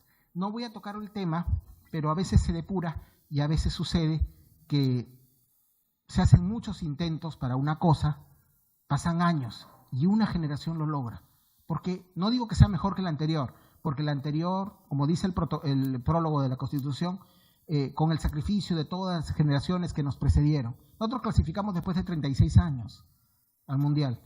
Y sí cuentan todo lo que jugaron y perdieron esos 30 años en el fútbol. Sabían cuál era, en qué nos equivocamos. Hicieron tantos intentos que al final, pues, los chicos de la selección nos llevaron al Mundial. Pero después de muchos intentos, Estados Unidos, y en esa época la Unión Soviética, hicieron muchísimos intentos para sacar el hombre al espacio. Murió un montón de gente, hasta que al final salieron y fueron hasta la Luna. Esos intentos son generaciones. Algún día los niños acá en el Perú van a llegar a algo, y esa forma de protegerlos, que le llaman interés superior del niño, es lo que lleva a los casos de familia y de alimentos. Voy a ser bastante breve. Antes, en las sentencias de alimentos, en los procesos de alimentos y en las disquisiciones, sea hombre o mujer, sea padre o madre, sea, bueno, ahora mujer y mujer, sea hombre y hombre, porque a veces se oponen en algunos países con respecto a la unión de personas del mismo sexo para casarse y adoptar. Cuando vean la cantidad de divorcios que hay en Argentina de personas del mismo sexo ahora, que como ellos se han casado primero en Argentina y en Colombia con sentencias del Tribunal Constitucional y con cambio de leyes, ya llegó el momento que se están peleando y han comenzado a divorciarse, y hay gente que está, porque hay, las personas que manejan sistemas y computadoras lo ven de repente de una manera más fría que nosotros, y hay gente que está llevando estadísticas y está diciendo, ¿quiénes se divorcian más? ¿Los heteros o los homos? ¿Quién se divorcia más? Y están haciendo ellos sus propias estadísticas. Gracias a Dios los abogados no saben nada de matemáticas para hacer estadísticas, pero ya se está viendo. En este caso se está viendo. El Papa Francisco felicitó a una pareja de brasileros homosexuales que habían adoptado 2 niños que habían sido abandonados en 2 bolsas de basura. Fue hasta Río de Janeiro, o creo que lo recibió en Roma, lo pueden buscar en Google, y dijo, los felicito a ustedes 2, papá y papá, o bueno, mamá y mamá, no sé cómo será, porque fueron 2 personas que han salvado a estos 2 niños. Los abrazó y les dio la bendición. Una bendición del Papa es como si los hubiera casado, ¿no? Es complicado, no puede decir uno es bueno o malo, pero en estas situaciones uno escucha mucho una cosa. No estoy hablando de hombre y mujer, estoy hablando de papá y mamá o papá y papá. Digamos, estamos hablando de los 2 padres o los 2 responsables de los niños. El papá dice, y en muchos casos los medios de comunicación de repente tienen un lobby con respecto a, ¿no? El papá o la mamá. El XX, ambos X. El X se queda en la casa, cambia el pañal, baña, baja la fiebre, barre, limpia, encera, plancha, cocina, se amanece, cambia pañales, lo lleva al colegio, le ayuda a los exámenes, verifica que no se lo roben, le explica de dónde vienen los niños, las niñas, hace la tarea, todo lo que hace un papá y una mamá. Ya. Eso cuesta una inversión de tiempo y dinero. Estoy hablando sea hombre o mujer. Esa inversión de tiempo y dinero le llaman, si uno mira en el comercio, en los naptitos o donde sea, eso le llaman au pair. Au pair, creo, au pair, nana, no sé cómo es. Una persona que yo puedo contratar para mis 2 hijitas, por ejemplo, cuidarlas, me va a cobrar 1.500 soles por cada niña o cada niño. Así cuestan las nanas. Y esto, yo estoy diciendo, levanten el teléfono, busquen ustedes, nana, especializada en enfermera, trabajó en Argentina, trabajó en Chile, trabajó en España, viene al Perú, hay nanas venezolanas que están cobrando 2.800 soles, y nanas colombianas. ¿Por qué? Porque saben hacer resucitación, saben hacer cardio, ponen inyecciones, son enfermeras calificadas, o son nanas simplemente, o son obstetras, o son personas que trabajan en eso, cuidando a un niño. Eso cuesta 1.500. ¿Ya? Pero ¿y por qué la mamá o el papá lo pueden hacer gratis? Porque, bueno, colaboran con eso.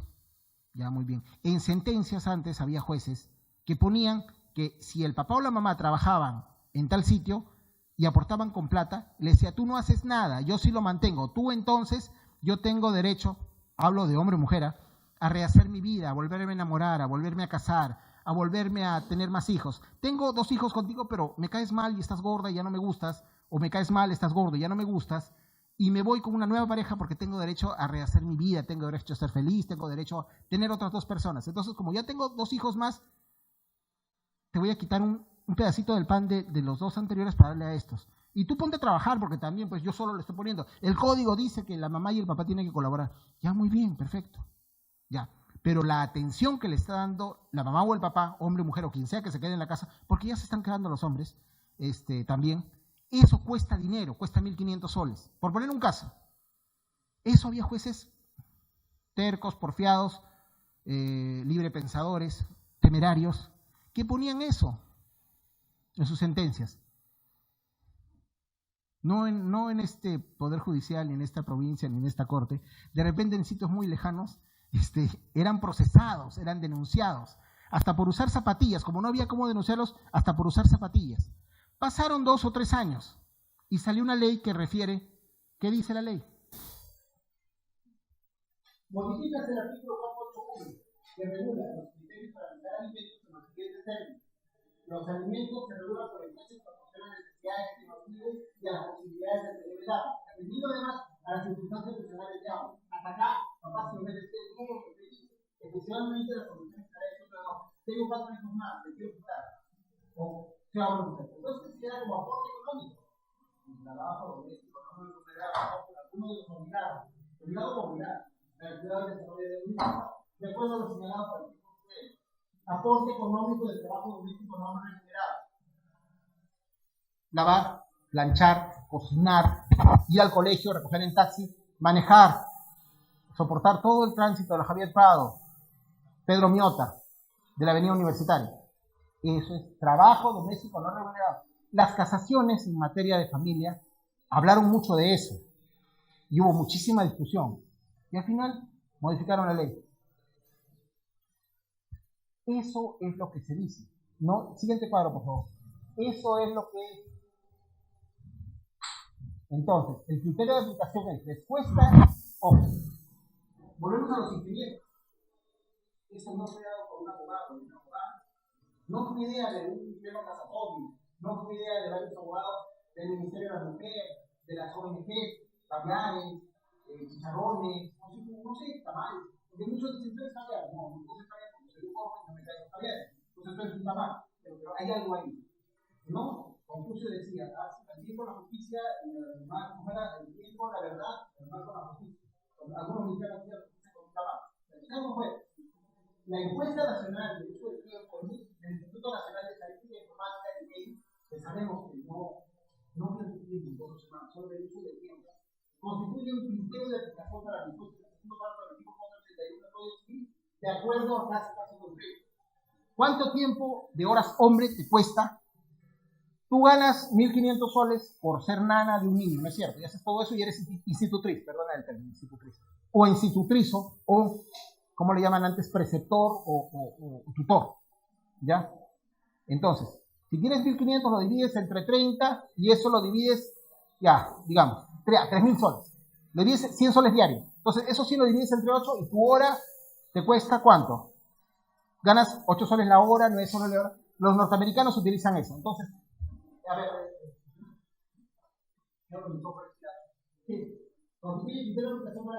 ellos han utilizado la encuesta nacional de no hay ninguna humanidad acá de forma dulce o seráfica de decir, ah, ya, como soy humanitario y me da pena a los niños. No, lo ha hecho el Instituto de Estadística e Informática.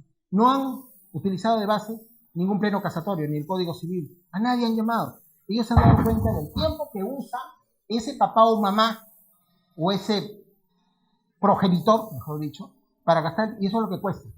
Entonces, eso es muy complicado porque recién ha sacado la normativa, la ley ha cambiado unos meses. Vamos a hablar de los denegados, ahora sí. La demanda, por poner un caso. La demanda se plantea en esta fecha, 10 de febrero. El auto omisorio sale 1 de marzo. Es notificado el 15 de marzo. Estoy poniendo algo aleatorio. 10 de febrero, 1 de marzo, 15 de marzo. Aquí le llega la demanda a la oficina del abogado del papá o la mamá o el progenitor que está demandado, obligado por alimentos. Se sigue un largo proceso y la sentencia se emite en este tiempo. ¿Qué son los devengados? La demanda se planteó el 15 de febrero, el 1 de marzo se emitió el omisorio, pero el 15 es notificado el papá. A partir de esta fecha del 15, él ya sabe que está demandado por alimentos.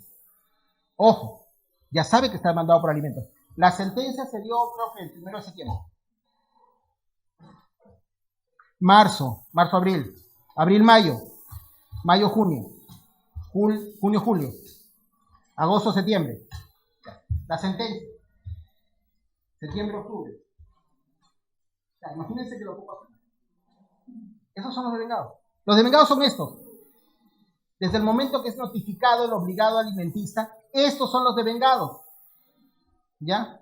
Puede ser que en este momento la sentencia o termine en un proceso de conciliación. Y el abogado le dice, muy bien, a partir de ahora te voy a dar cada mes una galleta. Desconozco todo esto. O de repente le dio una asignación anticipada y ya señaló una cantidad, o en la sentencia señaló una cantidad, o la asignación anticipada de una cantidad y de repente una galleta menos por la sentencia. De repente la asignación se le fue la mano, no sé, que tenía más. Pero acá hay papás o mamás que lloran en televisión y dicen, yo estoy al día, si yo le estoy dando, ¿cómo es posible que me pase esto? Le acabo de dar octubre, noviembre, diciembre, enero, febrero, marzo, abril, mayo. Ya, pero ¿y estas galletas? No tenía hambre el alimentista, no comió esto. ¿Quién le dará estas 5 galletas? Por estas 3 galletas, 2 galletas, puso copias certificadas al Ministerio Público para la Omisión de Asistencia Familiar. Por estas 2 galletas también puso a otra que se dijo. Y por estas 2. Estos son los devengados.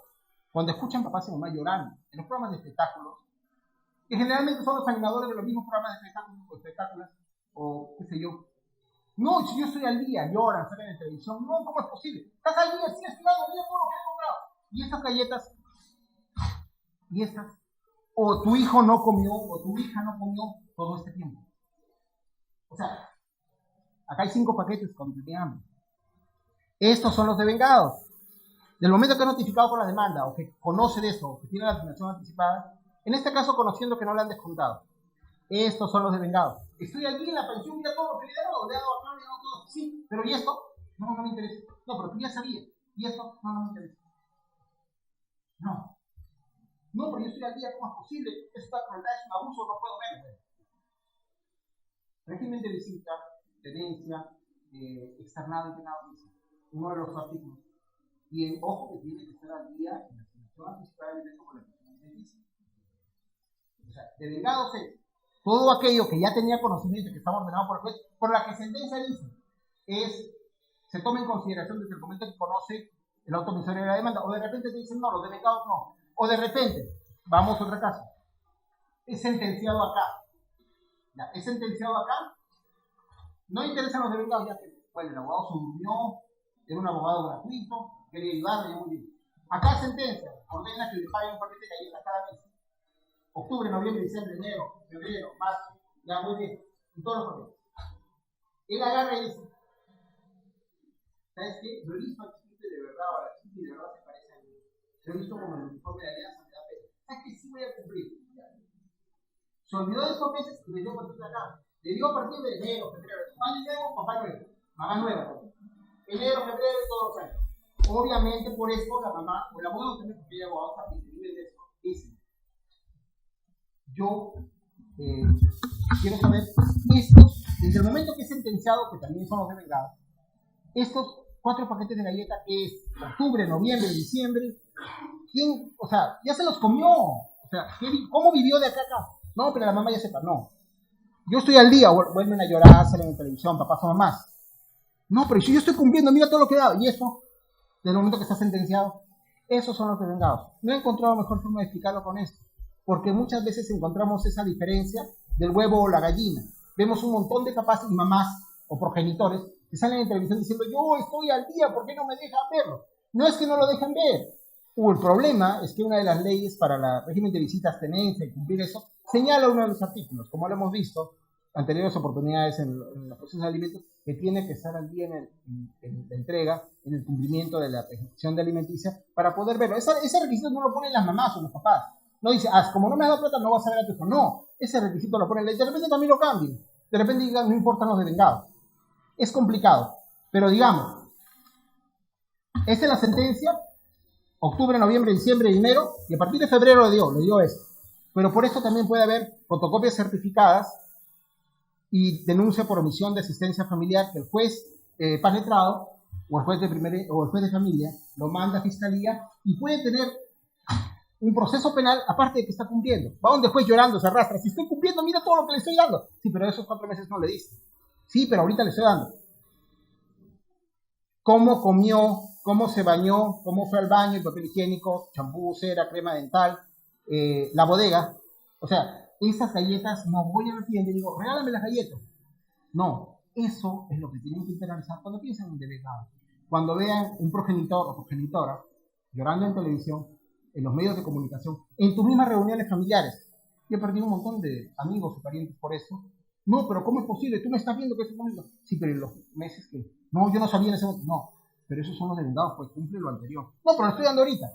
Sí, pero le debes los meses que... O estaba sentenciado, y es peor cuando está sentenciado y hay años. Se ha juntado 70,000 soles. Se ha juntado 60,000 soles. ¿Cómo? Son 10 años que no le has dado. Sí, pero estoy cumpliendo ahorita. Sí, pero los 10 años... ¿Cómo vivió? Se prestó del bodeguero, se prestó de la hermana, se prestó de la prima, se prestó del papá de los otros hijos. Porque hay papás también, y hay mamás también, que cumplen con los hijastros, y ahí ponemos a la familia ensamblada, cumplen con los hijastros o cumplen con los que viven en su casa, porque hemos visto también en televisión o en nuestras propias familias, en nuestros propios amigos, el caso de que hay papás que al hijito que el papá desapareció, yo a él también lo llevo al estadio porque no lo voy a dejar en la casa. Yo a él también lo llevo al cine. Cuando es Navidad, también lo llevo al cine, también lo voy a comprar. No le voy a comprar toda la ropa de mis 3 hijos y a él no. Ese es el caso. Y sí hay casos que de repente puedan ver en el programa de televisión, si lo ven todos los miércoles a las 7, el caso de un señor que demandó, no impugnación a la paternidad, pero sí demandó un proceso muy simpático que lo vamos a poner en la página de este canal. Y aquí también, con respecto a un hombre que fue para ser reconocido como padre porque quería cumplir con su hijo. Y también ante jueces nos hemos presentado, no voy a decir su nombre, y la gente le dice, ¿estás seguro de lo que haces? Sí, quiero ser papá y quiero cumplir. Hay casos así, no digamos que el bueno es malo, pero ese es el caso de los famosos devengados. Ahorita vamos a hablar de esto, pero solo quería saber, y solo quería que sepan que cuando escuchamos esa palabra y nos preguntan a nosotros, porque en general somos los abogados, ¿no? Abogados o abogadas te preguntan siempre, tienen una inquietud, te dicen, no entiendo, ¿cómo se le está ayudando? Tiene un mandato de detención. ¿Cómo es posible? Es mi amigo, es mi hermano, contigo estudiando secundaria. Sí, pero sí está cumpliendo, estamos viendo que le están descontando su trabajo ahora de escuela. Sí, pero ¿y lo anterior que no pagó? O sea, ¿de qué ha vivido el niño o la niña? O sea, la mano, el tío, el primo, el nuevo novio de la mamá para caerle bien a los suegros que ya están desencantados del primer marido, él tiene que pagar todo. Eso es dinero, y lo han tenido que internalizar en galletas porque son galletas que se comió. Tiene que devolverlas a esto, a no ser que el abogado nuevo diga, a no ser que el abogado nuevo diga, ¿saben qué? Desconozco todo esto, concilio, pero así me voy a poner al día. Y el abogado que consigan en ese momento la audiencia le digan, ¿saben qué? A partir de ahora, borrón y cuenta nueva, no quiero saber nada. Hay casos que es así, ya no se esperanzan, ya no existe ese detalle. Hay casos de personas, y espero que lo verifiquen bien, no estoy hablando de, no estoy diciendo ni siquiera el nombre de las personas, hay casos de personas que tienen en la REDAM, deudores al Ministerio Moroso, 80.000, en el caso de la REDAM, de los deudores del Ministerio Moroso, casos de, por ejemplo, 80.000 o 90.000 soles de deuda, ¿ya? Y eso lo digo no solo con un ánimo de un poquito de verificar y encontrar algo. Estoy almorzando, estoy en una clínica visitando a un cliente y en eso veo en televisión un programa, espectáculos. Sale una persona y esta persona dice, yo estoy cumpliendo, ¿cómo es posible? Sí, pero otro le dice, pero tienes 70.000 en la REDAM, ¿qué debes? 70.000, ¿por qué no pagaste 6 años? Sí, pero ahorita estoy cumpliendo, me están descontando. Sí, pero eso anterior, eso le debes, tienes que pagarlo algún día. Tienes que devolverlo a quienes le dieron a tu hijo o hija, tú como progenitor o progenitora ya lo gastaste. Esos devengados, eso es lo que cuesta. Y esa es la figura que nosotros tenemos que entender como algo que ya se comió, algo que ya se usó, que ya se gastó, que ya se lavó, que ya se secó, que ya se vendió, que ya... Inclusive, ya esos libros, esa ropa y esa comida, ya el niño la comió, ensució el pañal lo botaron, ya pasó por su, digamos, su organismo biológico, pero fue gastado y eso tiene que ser repuesto. Así que si volvemos a ver progenitores o progenitoras llorando, diciendo lo mismo de siempre, si estoy al día en la pensión, estás ahorita al día en la pensión y lo que no pagaste todos esos años, bueno, es que ya esos son los famosos devengados y también tienen que explicarle mucho. También, si están del otro lado, o sea, como fuera, le explican. Por si acaso, si vamos a conciliar ahorita, ustedes si también están defendiendo al progenitor o progenitora, que de repente le fue mal en la vida y no tenía plata en ese momento, por si acaso, quiero conciliar, pero olvídate de los devengados. Puede ser que se pacte en la conciliación también. También es parte del equilibrio.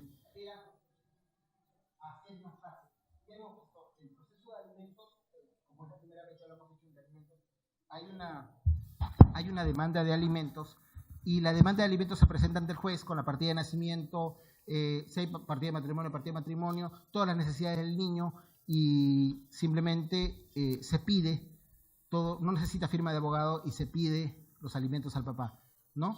Si no pueden encontrarlo porque no ha habido, pueden poner el domicilio de la RENIEC o el de la SUNAT. Esa es la demanda de alimentos. Ahora, en la demanda de filiación, tenemos, en este caso, como dice ahí, el artículo 1, la modificación de los artículos 1 y 2 y 4 de la Ley 28457 que regula el proceso de filiación judicial de paternidad extramatrimonial. Dice, modifíquense los artículos 1, 2 y 4 de la Ley 28457, que fue la que vimos en abril, ley que regula el proceso de filiación judicial de paternidad extramatrimonial en los siguientes términos. Artículo, demanda, acumulación de pretensiones y juez competente. Quien tenga legítimo interés en obtener una declaración judicial de paternidad puede pedir al juzgado de paz letrado que expida una resolución declarando la filiación demandada. En este mismo proceso puede acumularse como pretensión accesoria la fijación de una pensión judicial alimentaria de conformidad con lo establecido del último párrafo del artículo 85 del Código Procesal Civil. En este caso, el juzgado correrá traslado al emplazado de la pretensión declaratoria de paternidad extramatrimonial y de la pretensión de alimentos. El emplazado tiene un plazo no mayor a 10 días de haber sido notificado válidamente para oponerse a la declaratoria de paternidad extramatrimonial y absolver el traslado de la pretensión de alimentos sujetándose a lo establecido en el artículo 565 del Código Procesal Civil en proceso sumarísimo. El siguiente cuadro.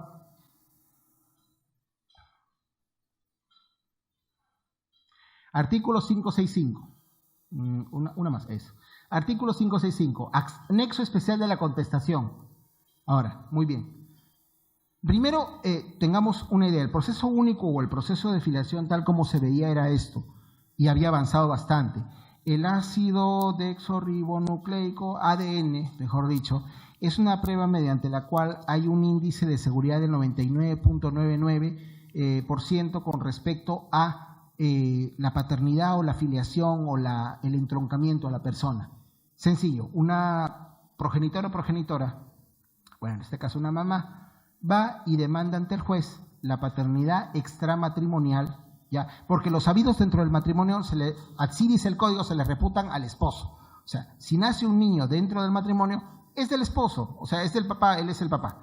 Pero si nace fuera del matrimonio, y en este caso volvemos al tema de los concubinos y de la unión de hecho, aquellos hijos de los concubinos o de los unidos de hecho, de los convivientes, tiene que ser declarado, no de esta manera, o sea, si nace el pequeño, como no es hijo de esposos, el papá tiene que declarar en ese momento, sí, este es mi papá, sí, este es mi hijo, porque al ser conviviente no necesariamente se le reputa como papá. Es complicado eso, ¿me entienden? No tiene muchas, mi moraleja es que no tiene muchas ventajas la convivencia con respecto al matrimonio, ¿no? No sé si dirijo este mensaje a las mujeres o a los hombres también. Cásense, que es más seguro para sus hijos y para ustedes mismos con respecto a la ley, ¿ya? Es una posición con respecto a trámites. La señora o la mamá del niño demanda alimentos, demanda filiación. El demandado tiene derecho a oponerse y tiene 10 días para someterse a una prueba de ADN. ¿Cómo es la prueba? Se acerca al juzgado y dice, yo escojo este laboratorio para hacerme la prueba, ¿ya? ¿Cómo es la prueba? Simplemente viene el juez es el que decide, el que ordena, pero no da fe. Si bien el notario da fe en los actos que están en su protocolo notarial, en el otro caso, el único que da fe de todo lo que sucede en un juzgado, el testigo actuario, es el secretario judicial, el secretario de juzgado, ¿ya? El secretario de juzgado viene, ve que ponen a la criatura ahí, o de repente a veces también puede ser un mayor, ¿no? Al papá, al niño, a la mamá, los abogados de las partes, y viene los dos biólogos o un biólogo. Abren dos sobres, porque uno va al Ministerio Público, que es el de la prueba de seguridad, igualito que el caso del antidoping, y otra prueba, que es la prueba que llega al laboratorio. Le hacen generalmente un raspado, ¿no? Con un hisopo, la saliva de la mejilla por dentro y una gotita de sangre. Al papá, a la mamá y al niño, ¿no? Lo guardan en un protocolo, lo doblan y lo sella y lo lacra el secretario. Si el juez en ese momento lo sella y lo lacra, no vale la pena. Si ese día hay huelga y el secretario no está, pues no vale si no está el secretario, que es el que da fe, porque no han leído las actas judiciales, los que no son abogados dicen, de lo cual doy fe. Esa certificación, esa seguridad, esa fe de la toma de la muestra, de la sagrada toma de muestra de ADN, la hace el secretario de juzgado. Entonces, después de la toma, se paga al laboratorio y el laboratorio devuelve el resultado por escrito. Hay jueces que les gusta, pues no, a veces de repente la teatralidad, yo cuando era juez me encantaba citarlos a ellos y abrir el acta en ese momento y el sobre y leer en acto público, pues sí es tu hijo, felicidades, tienes un varón, felicidades, es una niña. Ese resultado se da en público. Antes sucedía que el papá tenía que pagar necesariamente el laboratorio. Y a veces no quería pagar porque no tenía el dinero o quería dilatar el proceso. Decía, no, sí, lo voy a pagar, lo voy a ir a pagar, ya sé, el laboratorio, X laboratorio me cobra 1.500 soles. Voy a pagar un sol diario durante 2 años. Cuando termine de pagar eso, yo me someto a la prueba. Y los procesos se demoraban muchísimo. Ahora dice que el proceso lo puede pagar la mamá y con costas y costos el papá le devuelve. O hay muchas formas de salir en esa situación. Ya hay señales, acá dice, artículo 565, anexo especial de la contestación. El juez no admitirá la contestación del demandado si no acompaña la última declaración jurada presentada para la aplicación de su impuesto a la renta o el documento legalmente lo sustituye de no estar obligado a la declaración, acompañará una certificación jurada de sus ingresos con firma legalizada. Eso del 565 está jalando algo que es para alimentos. Yo recomendaría muy humildemente no mezclar el proceso de filiación extramatrimonial con alimentos en un solo proceso, porque por los alimentos se van a presentar tachas, impugnaciones, excepciones y un montón de articulaciones y va a demorar lo que realmente queremos, la declaración judicial de la presunta paternidad, que es lo más importante por el derecho de identidad del pequeño, del menor, ¿no? Entonces, si el emplazado no formula oposición dentro del plazo de 10 días de haber sido notificado válidamente, el juzgado declara la paternidad extramatrimonial en un auto, ¿no? Que pone fin al proceso, no una sentencia, pero declara y dicta la sentencia pronunciándose además sobre la pretensión de alimentos. Artículo 2. Yo me opongo. Oposición a la oposición no genera declaración judicial de paternidad siempre y cuando el emplazado se obligue a realizarse la prueba biológica de ADN. El juzgado fija la fecha para una audiencia única, la que deberá realizarse dentro de los 10 días siguientes. En la audiencia se llevará a cabo la toma de muestras, ya sabemos cómo es, para la prueba biológica del ADN, la cual es realizada con muestras de la madre, el padre y el hijo. Avance, ¿no? En caso de que el padre no tenga domicilio conocido, sea inubicable o éste haya muerto, podría realizarse la prueba al padre del presunto padre, a la madre del presunto padre, u otros hijos del demandado, los medio hermanos, ¿no?, de ser el caso. Asimismo, en la audiencia se procederá conforme a lo dispuesto en el artículo 555 para procesos sumarios en lo que le corresponde y demás del Código Procesal Civil en lo que le respecta a la pretensión de fijación de alimentos, una pensión alimentaria. Puede haber una asignación anticipada de alimentos, puede pedirse articulando eso. Sería lo mejor, si bien de repente la intención del legislador, de la ministra de Justicia y del presidente y de aquellos que tomaron, porque en ese sentido fueron todas las tiendas políticas y todos los partidos políticos quienes fueron a Palacio a promulgar esta ley, pero sería mejor no mezclar las dos pretensiones, porque puede ser que por pedir mucho también no consigan nada o demoren el proceso. Siguiente cuadro. Actuación. Al iniciar la audiencia y de haberse deducido excepciones o defensas previas, el juez ordenará al demandante que les absuelva, luego de lo cual actuarán los medios probatorios pertinentes a ellas. Concluida esa actuación, si se encuentran infundadas las excepciones o defensas previas propuestas, declarará saneado el proceso. El juez, con la intervención de ambas partes, fijará puntos controvertidos y determinará lo que vaya a ser materia de prueba. Este es el 5.5 de sumario, del proceso sumarísimo para lo que compete a alimentos. No es bueno jalar precisamente alimentos, como le digo, porque están jalando algo que está referido a tachas, impugnaciones, excepciones, y la prueba de ADN es tan categórica que no admitiría pues tachas, excepciones, impugnaciones. O sea, si estamos hablando de algo que se presume inmediatamente, ¿no? Si yo pido alimentos y filiación en la misma demanda, en el mismo proceso, voy a ver que de repente todo mi proceso se va a desvirtuado porque haya una excepción o haya una tacha o haya alguna nulidad con respecto a la notificación. Hay casos de pruebas de ADN que han salido positivas, ya, que han salido, por si acaso la prueba de ADN al final, para leerlo más fácil, a mí me costó mucho trabajo aprenderlo, pero la secretaria de juzgado me enseñó. Un saludo a la doctora Julia Guigliola, si me estará viendo, y al asistente de juez, la doctora Vanessa. Dice, terminan hablando un montón de términos y al final dice, está comprobada la no exclusión de la paternidad del menor XXX con respecto al papá XXX, en un 99.9%. No entiendo. ¿Qué significa? Doctor, ¿sabe qué significa cuando dicen no exclusión de la paternidad? Están diciendo sí es su papá. ¿Y por qué dicen no exclusión de la paternidad? ¿Por qué no dicen sí este es el papá? Así es, pues un biólogo. Ya. Esa es la idea. Ahora, ¿por qué 99.9? Porque él es el papá. En el caso del abuelo, de los medio hermanos. Ahora, cuando digo medio hermano no significa que sea un hermano partido por la mitad. Son términos que utiliza el código. Concubino, concubina, medio hermano, media hermana, son términos del Código Civil. Ya cada vez son algunas veces peyorativos. Hay que tratar de mejorar la forma de la nominación sin ánimo de ser pudibundos, pero es mejor. Antes decían ilegítimo, alimentista, espurio, expósito. No, ahora ya hay matrimonial, extramatrimonial. Algún día dirán medios hermanos, hermanos incompletos, hermanos de parte. No, pues es mejor decir hermanos por parte de padre, hermanos por parte de progenitor, hermanos por progenitor. Es bueno utilizar los términos con respecto a quienes puedan ser lastimados, ¿no? El costo de la prueba es abonado por la parte demandada en la audiencia al laboratorio privado del que se encargará la realización de la prueba. En ese momento enseña el voucher del EMPOSE. Nadie va a llevar dinero a un juzgado, ¿ya? Pero dice, este es el voucher de lo que he depositado ahí. Ya. Si tú dices que de verdad quieres saber que no eres el papá, trae el voucher a la audiencia. No, es que resulta que no puede. Bueno, entonces ya declaramos la paternidad. Ese es uno de los grandes adelantos. Mucha gente ha criticado esta norma, pero ese es un gran paso. Está diciendo, el costo de la prueba es abonado por la parte demandada de la audiencia al laboratorio privado que se encarga de la realización de la prueba. Deberá ser acreditado conforme a la regulación sanitaria correspondiente para brindar garantías necesarias. En todos los juzgados de penetrado y de familia siempre van a haber pósters de laboratorios. Los laboratorios regalan agendas, se acercan a todo el mundo, están en internet. En todos los pasillos de Palacio, en todos los pasillos de las sedes judiciales, siempre van a haber un montón de fotografías de los laboratorios, teléfonos, facilidades de pago. El costo de la prueba generalmente es a 1.500 soles, el Ministerio Público cobra 1.300 y se puede pagar en 12 meses a razón de 80 soles mensuales. Ahora, ¿por qué el Ministerio Público es más barato y es conveniente? Sí, pero el Ministerio Público, al ser el más económico, porque está 1.299, 1.300, precisamente te la señala al tomarla de pruebas, pero después de 4 meses, 3 meses, ¿no? Y en este caso es el derecho al nombre y el derecho a la identidad de una criatura, ¿no? Sería mejor de repente pagar un poquito más, pero tener la oportunidad de que vas a salir rápido de la respuesta. Ahora, si la parte demandada no realiza el pago de la prueba en la audiencia, se reprograma la toma de muestras dentro de los 10 días siguientes. Tiene 10 días para tomar la prueba, ¿ya? Vencido dicho plazo, se declara la paternidad. Si lo desea, la parte demandante puede asumir el costo de la prueba en un laboratorio privado.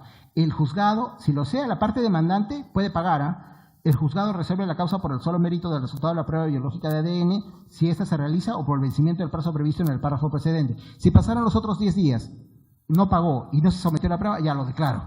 Porque se está, perdónenme, el progenitor o progenitora se está haciendo el loco, se está demorando. Entonces, va a seguir dilatando. La norma, este es un gran salto con respecto a las cosas como se decidían antes, ¿no? O por el vencimiento del párrafo previsto en el párrafo precedente, se resolverá la causa de conformidad con lo dispuesto en los artículos 3 y 4. Para efectos de la presente ley no resulta necesaria la realización de audiencia especial de notificación pericial ni los actos procesales que refiere el artículo 265 del Código Procesal Civil. ¿Por qué mencionan esto? Esta ley tiene sus propias llaves puestas. Digamos, el caso, vamos a mencionar, sin mencionar nombres, vamos a mencionar el caso de un proceso de filiación en la cual sucedió todo esto, pero con la ley anterior. Según el abogado interpone una tacha con respecto, o una nulidad de la notificación. Un ratito, ¿cómo va a haber nulidad de la notificación? Ya, pero en la prueba de ADN salió que si eras el papá. Sí, pero me notificaron inválidamente porque lo dejaron bajo de la puerta. Voy a interponer una demanda de nulidad de cosa juzgada fraudulenta y una acción de amparo contra el juez. Sí, pero el ADN dice que eres el papá. Sí, pero lo voy a hacer. Hay jueces que admiten una acción de amparo contra eso y una nulidad de cosa juzgada fraudulenta contra eso. O sea, un ratito. En la anterior ley, un juez pudo ordenar la prueba de ADN, salió positiva, y es más, se allanó y no apeló el demandado, pero a los 6 meses le llega al juez una demanda donde dice nulidad cosa juzgada fraudulenta. ¿Pero por qué? Porque si revisamos el expediente, no estaba bien notificado, pero fue al juzgado, el principio de convalidación, comunidad de la prueba, no está. A mí me pasó, por eso lo cuento, esta vez sí no voy a hacerme loco diciendo, le pasó, no, a mí me pasó, y me tuve que defender, me sigo defendiendo. Cambió la ley.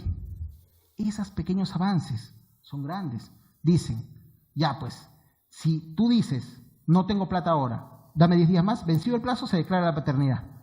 Y dice abajo, no se adecúan la forma y el protocolo y la, digamos, forma de llevar los procesos como se haga en el Código Procesal Civil o en el proceso de conocimiento, donde se admiten tachas, impugnaciones. No estoy diciendo que son inoficiosas y que obstruyen la actividad probatoria, la carga de la prueba y la labor jurisdiccional. Pero en este caso es un niño. En este caso, el interés superior del niño hace que, en ese momento, como todos lo vimos en el noticiero, el presidente y congresistas de todas las tiendas políticas se pusieron en la puerta del Palacio y dijeron, ya, todos estamos de acuerdo en esto. No hay enemigos a esta idea. Esas cosas pasaron antes, siguieron pasando, y ya, gracias a Dios, mejoramos un poquito para que ya no vuelvan a pasar. Esto empezó en el año 2007-2008 más o menos. En el proceso de filiación que hicimos la reunión pasada en marzo, descubrimos que el seriajuz, que es criticado mucho, y mucha gente también, hasta yo mismo, los caviares.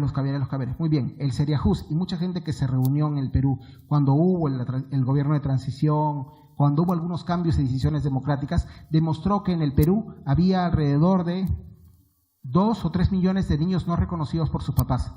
Era tan clamorosa la situación, al no tener esa identidad y al tener toda esa clase, iba a ser prácticamente una generación de expósitos, de no reconocidos, que dijeron, vamos a brindarle facilidades para que se declaren papás o tengan la oportunidad de demandar. Porque antes el proceso era de conocimiento y era muy intrincado. El PowerPoint de ese proceso y todo el flujograma lo van a encontrar en la página de la IFAJA, con respecto a cómo era tan difícil antes. El proceso de conocimiento es terriblemente difícil comparado con el abreviado y comparado con el sumarísimo, y contra que es único, tomando en referencia el sumarísimo. Como vemos, ese clamor por respecto a niños no reconocidos hizo el cambio. Y ese cambio, aún así, habían estratagemas, habían recursos, habían posibilidades. Claro, no es válido y es lícito, no digo que esté mal, no digo que sea oscuro, pero había recursos con respecto a tachas, impugnaciones y todo. Entonces, yo mismo aconsejo que si se va a hacer la declaración judicial de filiación matrimonial, por favor, concéntrese en eso, porque si le meten alimentos al pedido, va a demorar más y va a haber un montón de tinterilladas, ya lo dije, y un montón de herramientas que va a demorar el proceso. Concéntrese en una cosa y después piden la otra. Eso es lo mejor. Antes existía el hijo alimentista porque había la prueba de sangre, no existía la prueba de ADN. Y pasaban años y nunca se sabía. También al caso de hombres inocentes que tenían como hijos aquellos que no eran sus hijos. Ahora ya podemos salir esta duda y el siguiente cuadro podemos seguir avanzando. Al final, actuación, si los peritos emiten un acuerdo. El anterior artículo 265 decía que los peritos están de acuerdo y emiten un dictamen. Si hay desacuerdo, emiten dictámenes separados. El dictamen pericial será explicado en la audiencia. Ese artículo, gracias a Dios, no se lleva a cabo. 4. Oposición infundada. Oposición infundada. Si la prueba se produjera un resultado positivo, la oposición declara infundada, se declara el presunto padre y en la misma resolución se dicta sentencia respecto a la pretensión de alimentos, condenando el demandado de pago de costas y costos del proceso. En costas están los honorarios del abogado y el laboratorio. Siguiente cuadro.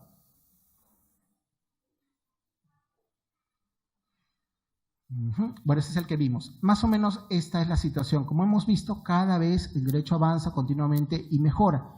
La participación de todos en sociedad ayuda y nos lleva a la conclusión de que todos debemos, en el caso de los niños, en el caso de la infancia, dejar de ser egoístas. Agradezco su paciencia infinita y muchísimas gracias por participar en esto al doctor José Antonio Neira Flores y a los chicos de la EFAJ. Gracias.